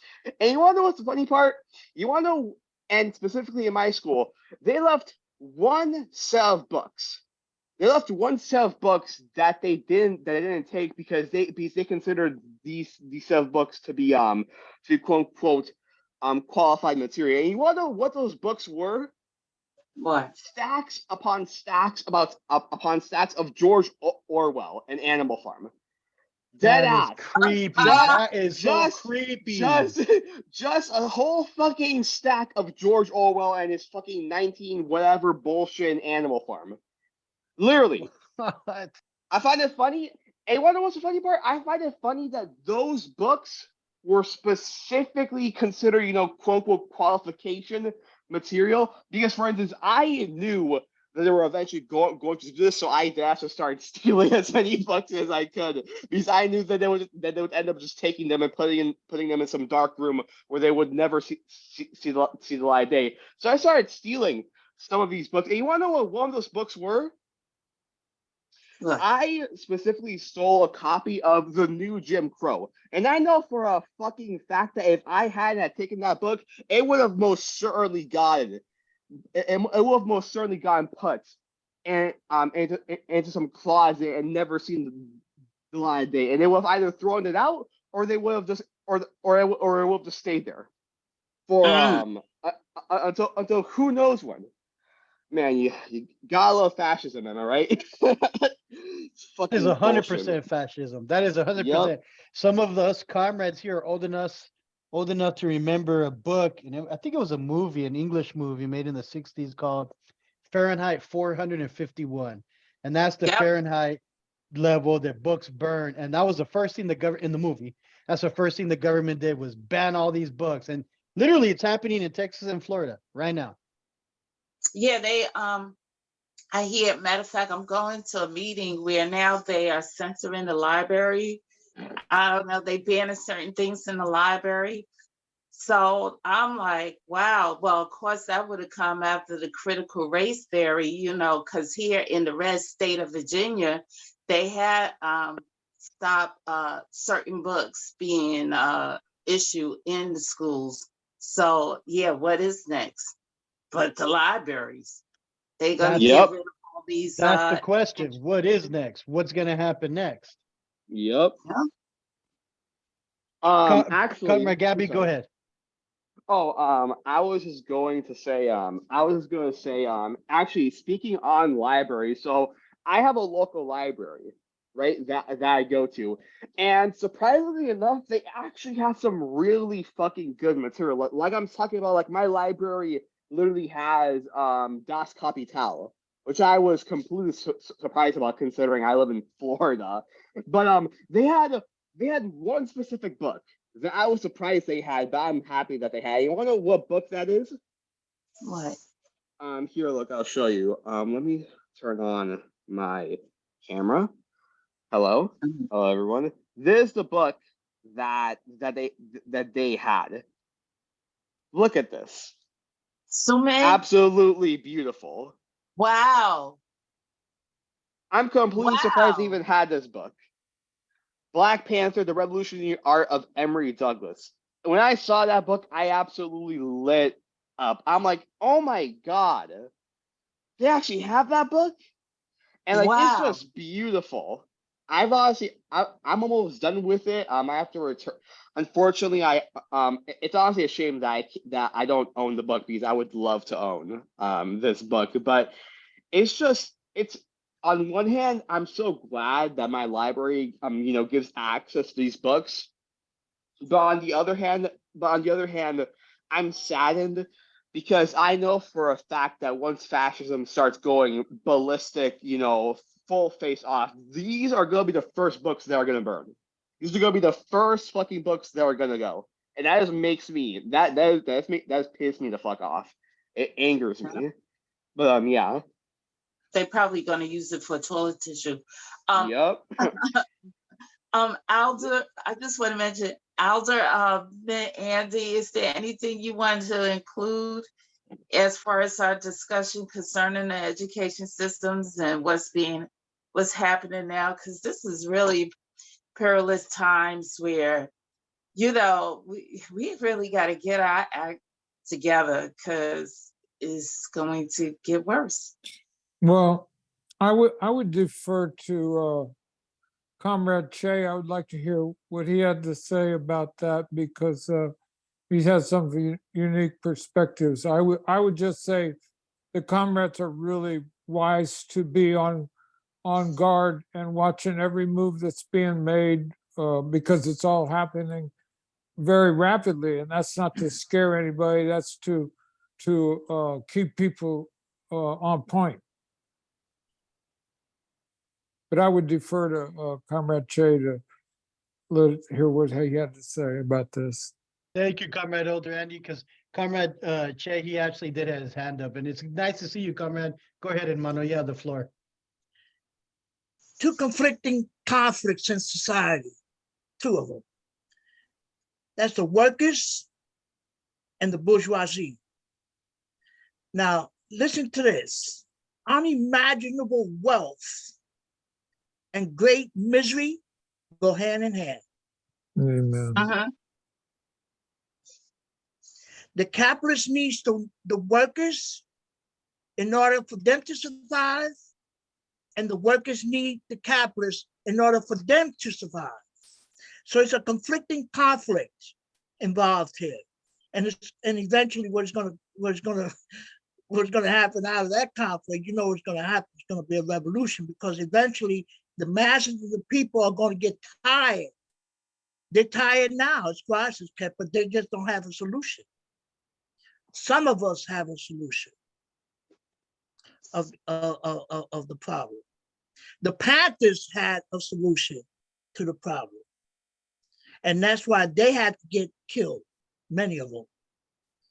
And eventually the COINTELPRO just destroyed them, just like they destroy the young laws. And they destroy everything that comes in their path. Because when people talk the truth, the capitalists cannot tolerate it. And so I hear people say, oh, Walmart, this and that. Those are conflicting conflicts, man, that are happening. They're happening before our very eyes.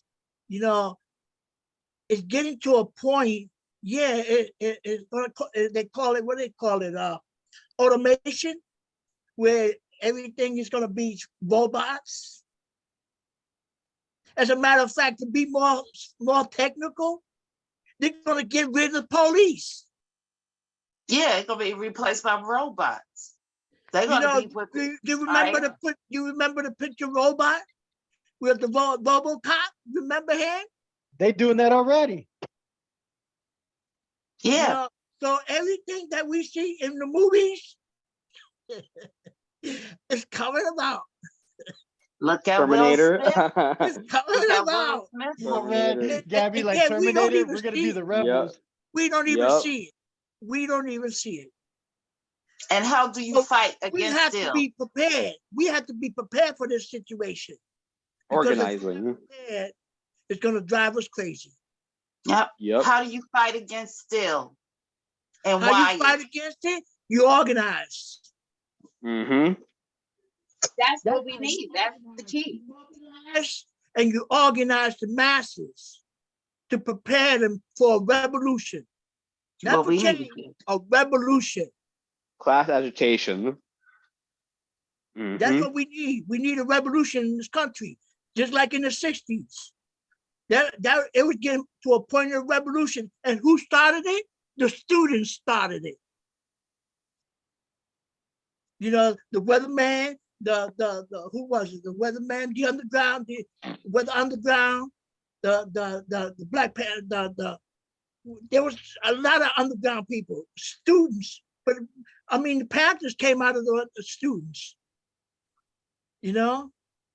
And so when Brown we look berets at too. it, we need to organize, when we talk about schools, we need to organize our students because there are potential. There's potential there. And we need to tap into that potential because that's a Yep. potential revolutionary involved. When we're dealing with students, we're dealing with potential revolutionaries. And And that's what we need amen. in this country. We need change. Yeah, everybody say, oh, we need change. No, we need revolution. Yep. That's what I'm saying. We need revolution. How you start revolution? Well, I ain't gonna talk about that. I ain't gonna talk about that. Not in public. But we need mobilization or an organization. Yep. I think All part of the people. Stokey Carmichael talked about that. And I'm sorry I was late because I thought it was at 9 o'clock and I see that it was at 8 o'clock, the meeting. Don't worry, comrade. I thought the same thing. I was confused. It's all good. It's all good because you know what? Everything happens for a reason, and everything we're talking about, it's hitting notes on everything. It's one thing I'm noticing about this book is whenever you read revolutionary material, no matter what time frame, it always affects the present. And why? It does. It's because of the capitalist regime. It's the class struggle. You know what I'm saying? Like Chet, Comrade Elder just said it. It's going to be people like Comrade, be people that are the students. You breaking up. Revolution that we keep. It's basically going to be the students. They're the ones that are Yep. going to keep bringing the momentum, keep bringing the change. Like Jorge said, you know, the Black Panthers, they came out of the student movement. Brown Berets too. Literally the very first founding Brown Berets, Carlos Montes. If you look at old pictures of him, I mean, he was a young kid. He was actually Comrade Gabby's age, if not maybe a little bit younger. He was Really? a student too. Yeah. Most Damn. of the OG Yeah. Brown Berets were high school age or right after high school. Same thing with the Panthers. You know, like that age, it's very soothing. Powerful. It's very soothing to hear you and your mindset, Comrade Gabby, because like Comrade Elder Jorge Nieves, who was a young lord and a Black Panther and has been in the movement, said it's gonna be the students are gonna take it over again.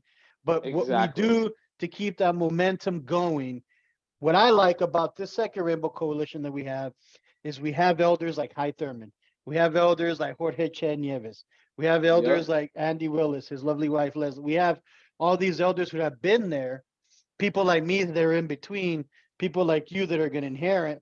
So you would think, just logically, if we could take the past, present, and the future, we could forge a plan, some kind of revolutionary means to get shit done. Because Oh, we're hell still yeah. talking about prison Exactly. reform. We're still We're talking still- about education. Like we Exactly. need to do it. Exactly. Revolution is education. Yep. Revolution is education. 100%. The only Right. way to achieve political liberation is to first achieve ideological liberation. If one can achieve ideological liberation first, political liberation will soon follow. Mm-hmm. Yeah, I Believe just that. want to say, without, revolutionary theory, there will be no revolutionary movement. Yep. And also, I just want to briefly mention, I had started a little program where I'm pairing up with a couple of comrades to purchase books for those who would like to continue reading with us, but at this time and period, they are unable to purchase a book. And if there's any comrade out there, no pressure, but any comrade out there who can pair up with another comrade, so this way we can continue promoting political education, please look out for our brothers and sisters, swap information, so this way not only you can get a book and continue reading, but you can also get one for your brother and sister as well. Oh yeah. Can I say one last thing? Please do, comrade. Go for it. Oh, I was gonna add a response to everyone saying how the youth are going to be the future. Even Lenin himself said that the youth are the future. Even Lenin himself said. Lenin said if there is anything that the youth can do, it is to learn. That is what he said. If there is anything that if there is one essential thing that the youth can do, it is to learn from what came before, have a critical lens of our predecessors, analyze analyze their actions through a dialectical materialist lens, look what worked, what didn't, what's applicable, what isn't, and make sure how to not make the same mistakes while moving class struggle forward. So yeah. Amen to that. Amen to that, comrade. Mhm. All right, I'm gonna go ahead and continue. I'm looking at the comments. I'm gonna go ahead and continue, and then if y'all want to jump in, say anything, just raise your hands or throw a comment in there, and I'll give you a shout out. So let me minimize this bar. Y'all can still see my screen, correct? Yep. Okay, cool. All right. So, he's questioning now his mom and pops. Pops wouldn't let him go to Alaska. So, he's feeling kind of down about that. And it says here, slowly, I began to go into a deep retreat. I spent many lonely days walking the beaches of Lake Washington, sometimes in the rain, feeling empty and purposeless, yet sensing there was something in the distance on the horizon waiting to fill up my life. But I could not find any answers or guidance. Searching within, I only ran into my inner anger, my inner rage that also seemed directionless. Joanne got married to a cat named Curtis Harris, who used to hang out at the Madrona basketball courts. He had a hell of an outside shot. In the meantime, Joanne moved out and mommy and poppy let me move into her room, which I appreciated, as I was finding that I needed more time to be alone. Some days I just lay on the bed thinking, contemplating, sometimes gazing out of the window at the cold, light blue mountains of the Cascades. Slowly, I began to write down my thoughts. The thoughts turned into poems, and the poems began to fill up pages. Mommy and Poppy brought a brand new hi-fi and gave me the old one, and I started listening to a song I had heard Poppy play, My Favorite Things, as recorded by John Coltrane.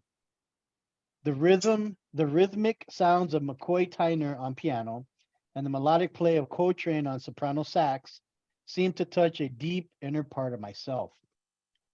I borrowed more records from Mommy and Poppy and even bought my own jazz records, listening to more Miles Davis and more Coltrane. The sweet, haunting sound of Miles in Sketches of Spain seemed to hold a hidden message, a profound piece of information that I somehow had to translate in order to move on with my life. I spent my days writing and listening and writing, coupled with lonely walks, trying to decode the confusion, trying to understand the world and the endless, confounding contradictions in our society.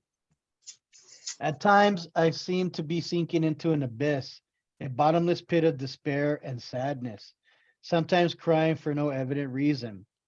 The idea of death became a close companion, and I began writing about it, wondering about the other side, wondering if that's where I belonged.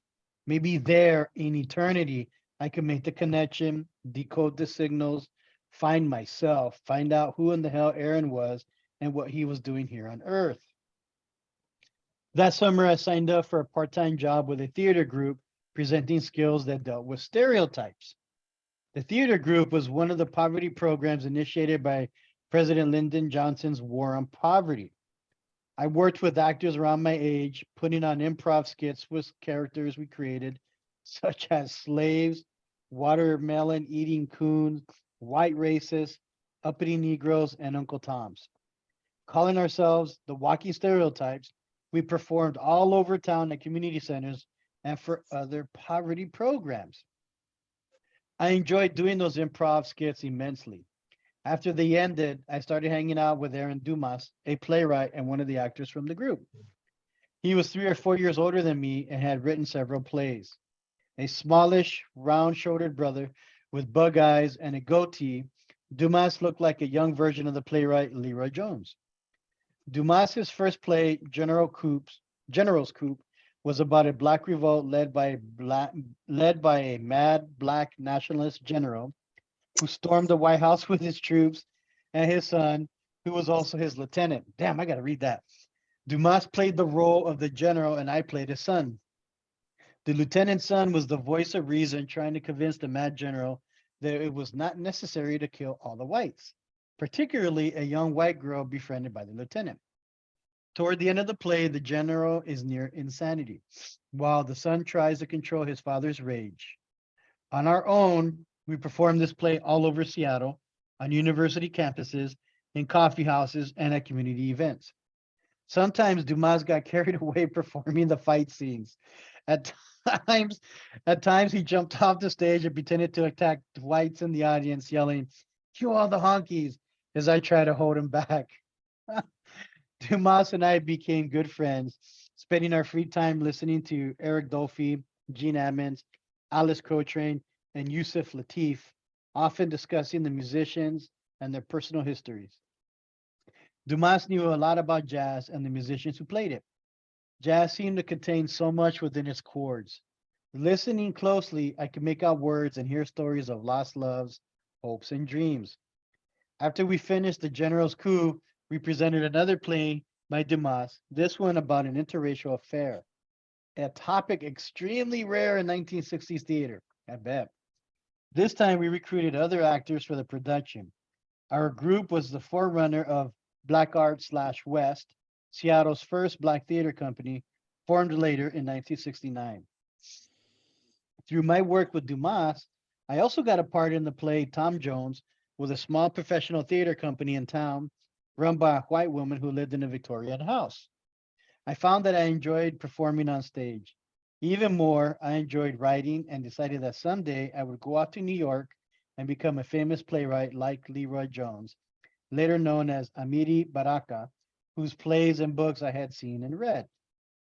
That September, three of my high school friends, Chester, Tony, and Courtney, and I were recruited for a new program sponsored by the Urban League, designed to help Black students get into the University of Washington. They provided full scholarships, part-time employment, and tutors. A Jewish woman, Mrs. Richmond, whose daughter had graduated from Garfield in my class, ran the program. This opportunity came right along after I had received a rejection letter from Tennessee State, where Poppy's sister and Doris had graduated. I had thought I would go there, but my GPA was not high enough. Everyone I knew who went to college had gone away to Black colleges and universities. I had always thought I would get my higher education at an all-Black campus, like Tennessee State. Although I was disappointed, it seemed it was not meant to be. When we started in September of 1967 at the University of Washington, there were only 30 Black students. And it wasn't long before my three buddies dropped out.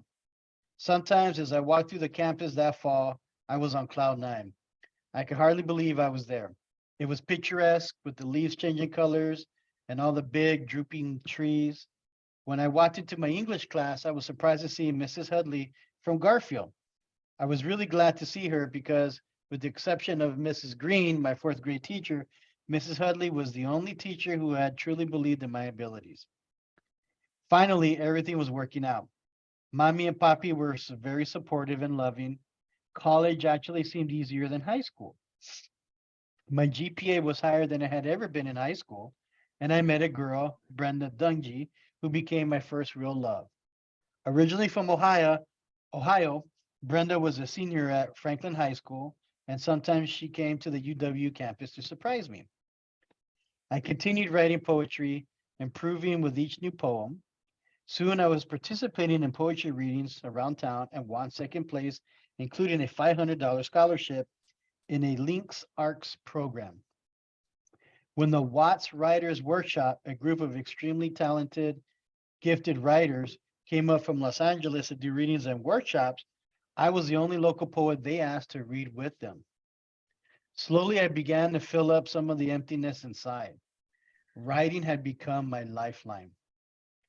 Gradually, I began to see my possibilities, my hopes and dreams coming to fruition. For my sociology class, I had to write a term paper. With the help of my tutor and advisor, Dr. Bodemmer, I decided to write a paper on Malcolm X. Hell yeah. I spent many days with Dr. Bodemmer, a short, stocky, gregarious white doctor who taught at the UW Medical School. He taught me the fine art of research, compiling information, and organizing that information in a structured manner in order to create a finished product. I met with him at his home in Madrona, becoming good friends with his wife and young kids, and developing a friendship with this easygoing doctor. For the first time, I learned about Malcolm X in depth, his difficulties while growing up, his transformation from thug to righteous militant, and his powerful speeches on the racism of white America. I read about his further transformation upon traveling in the Middle East and how he returned with a broader perspective on the world as a whole rather than only Black America. I was enthralled with Malcolm and his dedication to making the uneven even. Writing that paper on Malcolm X created a desire in me to know more about the plight of Black people. In junior high and high school, I had learned absolutely nothing about Blacks other than we had been slaves. I remember how embarrassed I felt every time a history textbook opened up and there was a picture of a slave in tattered clothing, looking lost and disheveled, helpless and hopeless. These images did not correspond to the strength and confidence I experienced in my family and the Black community. I couldn't believe these few images of slaves represented the sum total of the historical Black experience in America. I would slide down in my chair, wishing I could disappear. Or when the class was mostly Black, someone might crack a joke about the pictures. I began to read James Baldwin, Richard Wright, Julius Lester, and others. Books such as Baldwin's Blues for Mr. Charlie and Notes of a Native Son, The Spook Who Sat by the Door by Sam Greenlee, and Nigger by Dick Gregory. Some days I went up to the little Garvey bookstore on 23rd and Union to browse for some good Black books. I sat with the proprietor, Mrs. Daisy Boyetta, and listened to her stories about Marcus Garvey and her involvement with the Garvey movement when she was young. Wow. Garvey was America's first true Black nationalist, active in the 1910s and 20s.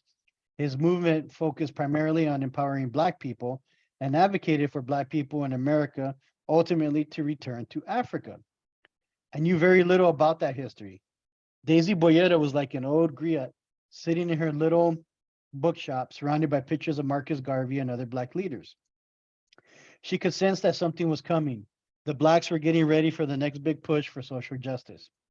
Like many Black young seekers who came to her store, I sat quietly listening to this little old Black lady with her short, natural haircut. There was a bitterness about her. Maybe it was her disappointment about the unfulfilled potential of the Garvey movement. Maybe it was the unceasing fight against racism. Maybe it was her own unresolved personal issues. But through these conversations with us young people, she could reinvigorate herself, discussing the injustices committed by the white man and suggesting ideas to counter these injustices. Some of the older Black students on campus, including Larry Gossett, were starting up a Black student organization at the UW and asked if I could be interested in joining. Larry Gossett had been a basketball star at Franklin High School, one of Garfield's rivals. I began attending meetings of the organization, soon to be called the Black Student Union, BSU. I listened to long discussions about Stokely and Martin Luther King, about Blackness, what it meant, and about the direction of the movement to change in America. The BSU also sponsored guest lecture sessions with out-of-town speakers.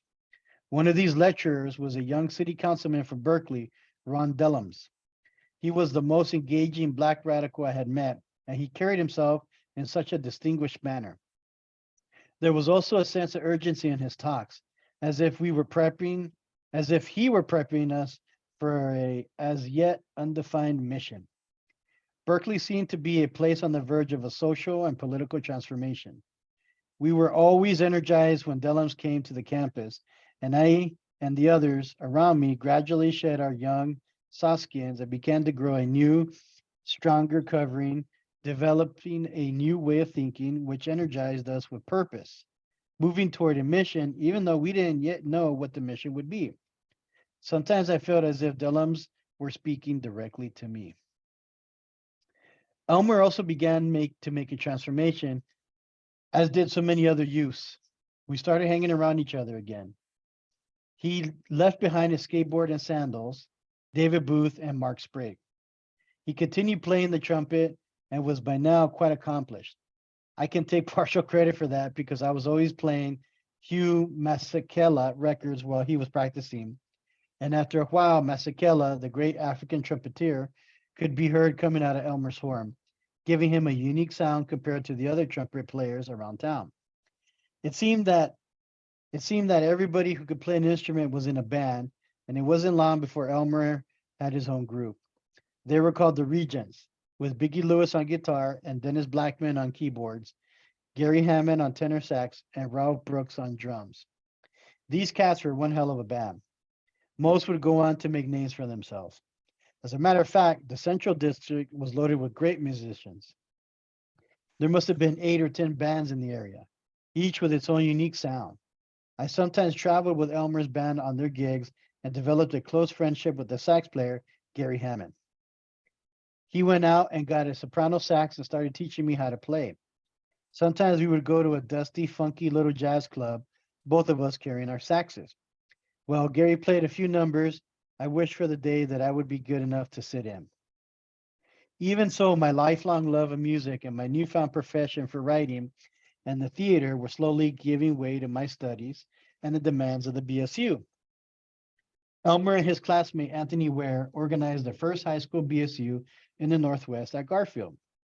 SNCC had also sent organizers to Seattle with the intention of organizing a chapter.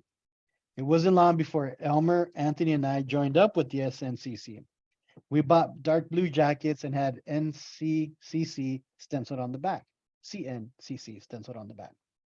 We attended SNCC BSU study groups, usually led by E.J. Brisker and Carl Miller. E.J. Brisker, a cat from Washington, D.C., could play some basketball and was extremely intelligent.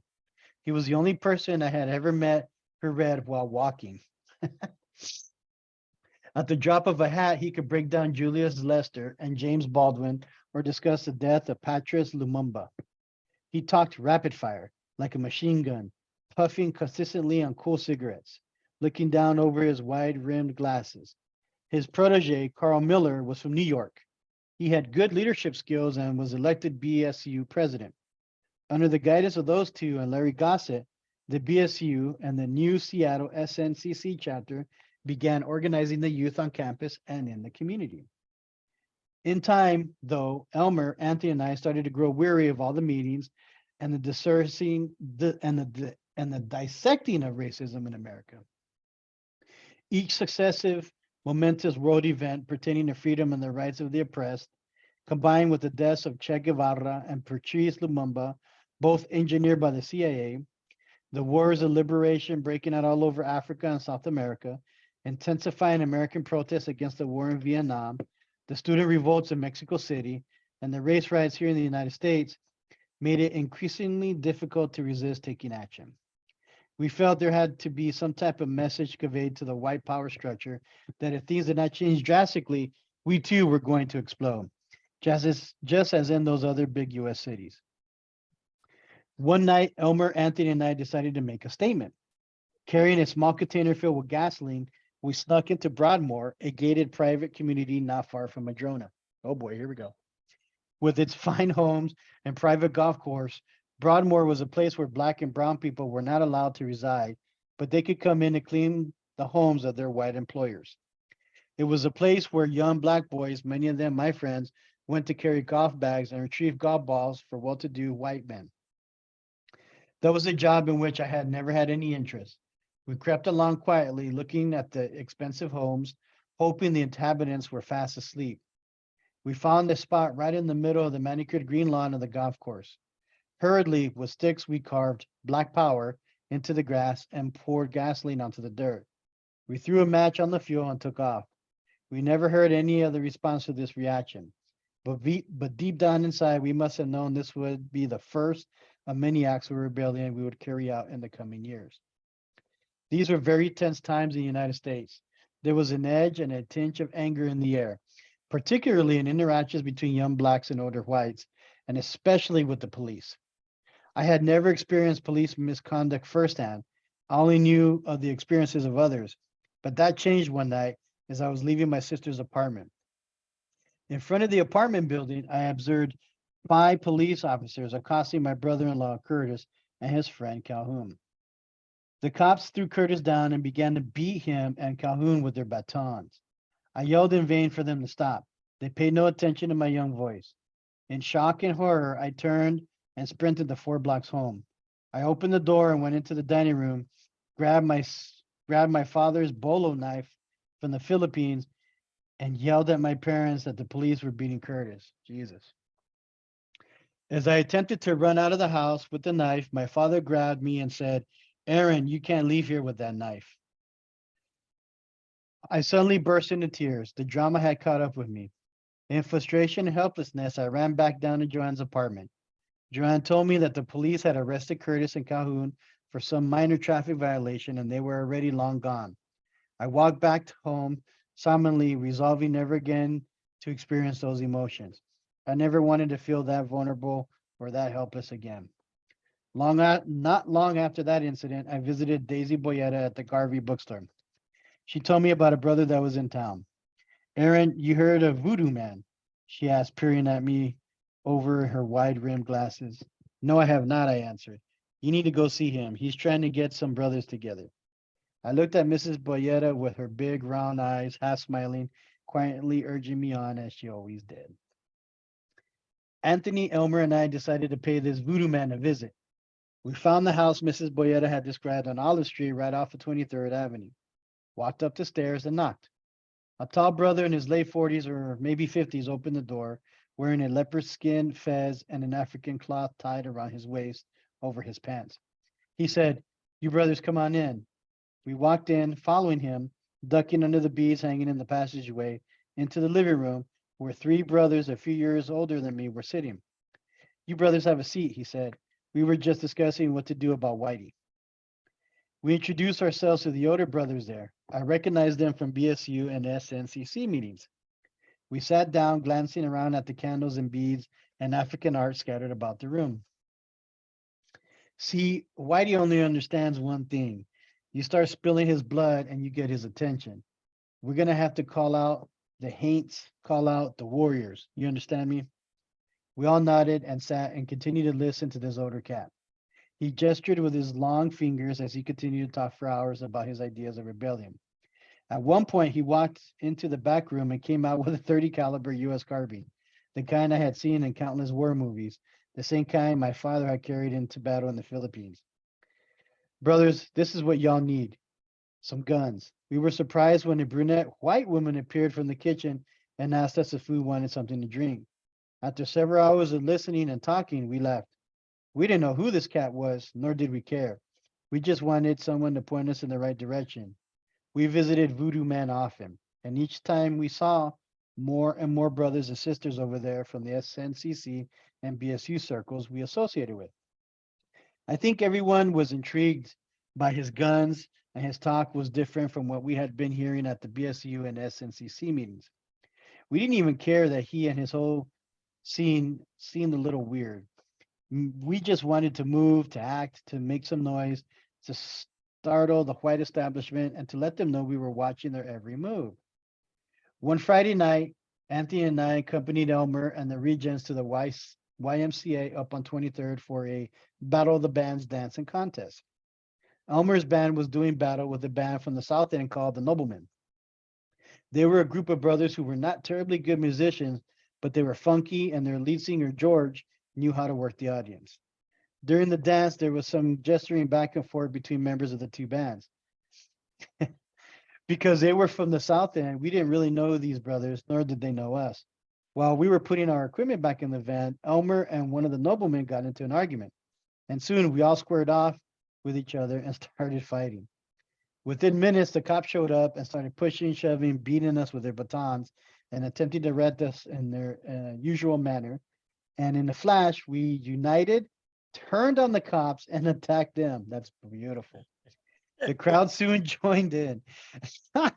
We chased the cops away, started throwing rocks and bottles at the white passersby, yelling obscenities. It was like an explosion of capped anger, like someone took a bottle of Coca-Cola, shook it up, and let off the cap. We erupted that night with Seattle's first little riot. Soon more cops came. We stood our ground, throwing whatever we could grab, but we were slowly overtaken. As I was on the corner cussing, throwing rocks, when I was grabbed by 4 cops and practically heaved onto the hood of a squad car. One cop grabbed my long afro and pulled my head back by the hair, and out of nowhere came a white guy with a camera wearing a trench coat. He snapped my picture and disappeared. I knew he was a cop. Elmer, Anthony, and I and the Noble brothers were arrested and taken downtown. We were released a couple hours later without being charged. The following evening, Reverend Lloyd, the most outspoken religious leader in the Central District, called a community meeting about the incident. His little church on Cherry Street was packed with older people from the community. Many of them were upset about the treatment of us young rebels. We were praised as innocent, brave warriors brutalized by the police. The meeting went on for hours and finally ended without resolution. That little riot at the Y was the first time most of us had an actual physical conflict with the cops. They did not have to come down on us the way they did, but through their actions, they brought us together, uniting us and politicizing us all in one night.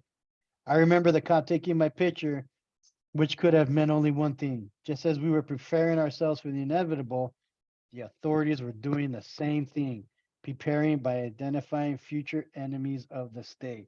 Damn, what a way to end. Identifying future enemies of the state. And you know what's Yep. funny? They still do that. They Yep. still do that. In fact, 100%. that's what they did. That's what they did to Fred Hampton. That's That's what. right. That's right.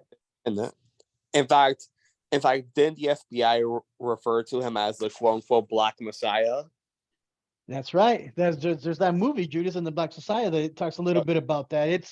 It's funny because anytime there's like a radical movement, the authorities will always get involved. You know, Always. always, because we're a threat. Once the people unite, especially through the class struggle, we're a threat. 100%. The statement of the Rainbow Coalition has a preface, and the preface literally says that the state oppressors, the force, the police, CIA, FBI, all these alphabet agencies, they're used by the state to oppress the people of any race. But specifically during these times, you're right, Chairman Fred Hampton Sr., but look at what the CIA did with Che Guevara, right? Look at what they tried to do with Fidel Castro. It was like 600 or 700 times they tried to kill that man. And each time they couldn't because the people were protecting him. That's the only way they weren't able to do that. If he was full of shit, if it didn't work, the people would have given him up. Second or third time, people would have given him up, and it never worked. Wow. All right, comrades, we are at almost 2.5 hours. I'm reading the comments here. Comrade Andy says, if you were young and had a pulse in that day, you were drawn into activity like an undertow grabbing you because of confusion. We were susceptible to provocateurs. That's very true. And then he also made a comment about jazz. That's one thing that I'm hopeful that this quote unquote new revolution and some of the newer comrades bring in is things like the arts, the music. Some of the cool things about the local Portland protest is there's always somebody that has a trumpet or a drum. And there's something to that. Like once they start chanting and then you're marching in a protest and that drum beat, there's something to it, man. Like it literally, you could be tired and it just gives you that fire. Same thing with these conversations. Like, I may be going through like a downtime or questioning things that I'm reading, and then listening to you all speak, it gives me fire again. And then it lasts another week until the next reading. Almost out of every single reading we've done with Comrade Kwame's book, Comrade Elder High Thurman's book, and now with this one, I've always walked away with something that I've learned. Always. Mhm. Before I wrap it up, does anybody else have anything they'd like to add or anything they want to say? I just want to briefly say, brother, I appreciate this book club so much because it gives us a different perspective where it just comes down to like minds think alike in coming together, not only to engage with a conversation in order to mobilize and to organize, but to have a strong foundation where we can build on that and become well informed in such these critical elements involving the revolution, which you see some of these leaders don't have, and why they cannot, come together to mobilize or organize as great as Malcolm X, which, by the way, a lot of people don't know, he was a doctor. Matter of fact, he got his honorary doctorate degree from Harvard University, of course, after he separated from the Nation of Islam. And after the teaching, when he found out after he took his Hajj, he became a Muslim, okay? He became a Muslim after he went to Mecca and learned how to study, how to bathe, how to live, how to receive the knowledge and wisdom of being a Muslim at that point. So I just want to say I thank everybody from our elders to our young comrade, which I was blown away by Sister Gabby because I did not know you were young. I thought you was up there in age. So that's telling us a lot, that you are so endowed with so much information where we can learn from. So I want to thank everybody for being a part of this because it means so much to extend and spread our education, no matter what our immediate feelings are or, other issues that's going on. Don't ever stop education because you learn a lot and then you can reverse relationships. So I thank all of y'all. Black Power. Thank you so much, sister. I highly appreciate it. And thanks for saying that. You're an amazing comrade. Oh, thank you so much. I appreciate you. Amen. All power to the people. And Comrade Elder Jorge Che Nieves wanted to say something. What did you want to say, hermano? Go ahead, please. Most of our greatest leaders were either lawyers or they were doctors. Che Guevara was a doctor, as an example. Fidel Castro was a lawyer. And a few other revolutionaries, I'm not going to go into right now. But most of our great leaders in which we carried their legacy, they have great potential. Great potential. Yes. Yeah, they were like revolutionary class traders, the Venezuelan socialist Simon Bolivar, he was a class trader. He was actually born into a wealthy family and he saw the treatment of the people and he was like, nah. Fidel Castro, like you said, a lawyer, Che Guevara, a doctor. And it's funny to me how, going back to how we were talking about the trades and different things that we would need in the revolution, we need that. We need doctors. We need. And Tony, let me say this also.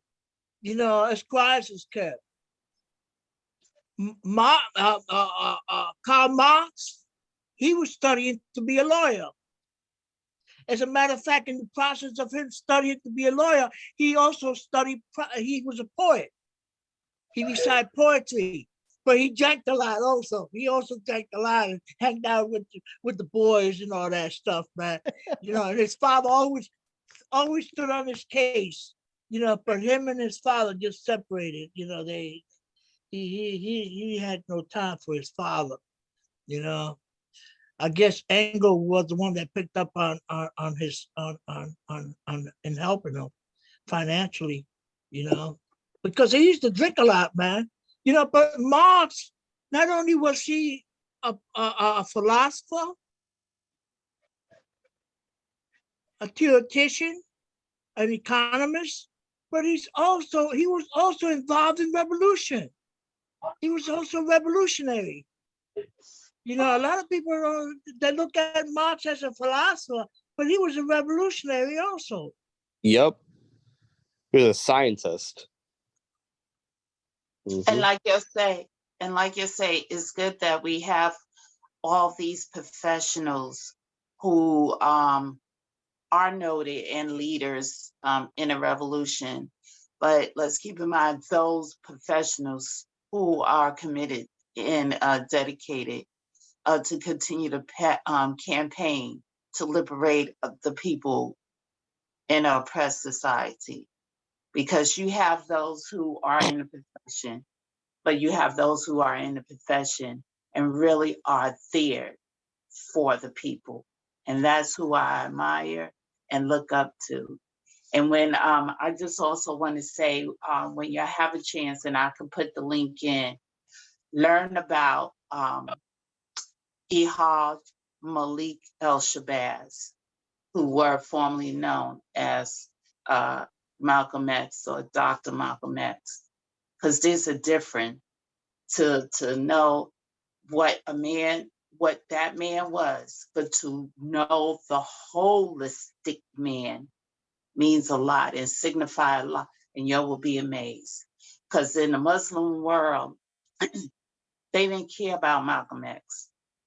Because Malcolm X was a drug addict, he was a pimp, a gambler, abuser, and everything like that. But when he went to Mecca, he had to re-educate himself to know what it is to be a Muslim. And you would may be surprised on that, but his way of teaching from Minister Elijah Muhammad has nothing to do with becoming a Muslim. And I will be more than happy to share that information, because if you read the Holy Quran, it doesn't teach you to hate your brothers and sisters. Yep. All All Black power. power to the sisters. people. Power to the people. So, All right, comrades. So we are 2.5 hours in. So, sister, if you don't mind doing the honors, why don't we do a 5, 4, 3, 2, 1 countdown, and then we'll all do an all power to the people, and then I'll start the recording, y'all. Oh Okay. yeah. All right. So if everybody is fine with what have been included, unless they have any suggestion, question, or concern, right now I'm going to close it down on the count of 5, 4, 3, 2, 1. Black power, y'all. All power. Power to the people. Thank you, comrades. Thank you. Bye. Bye, everybody.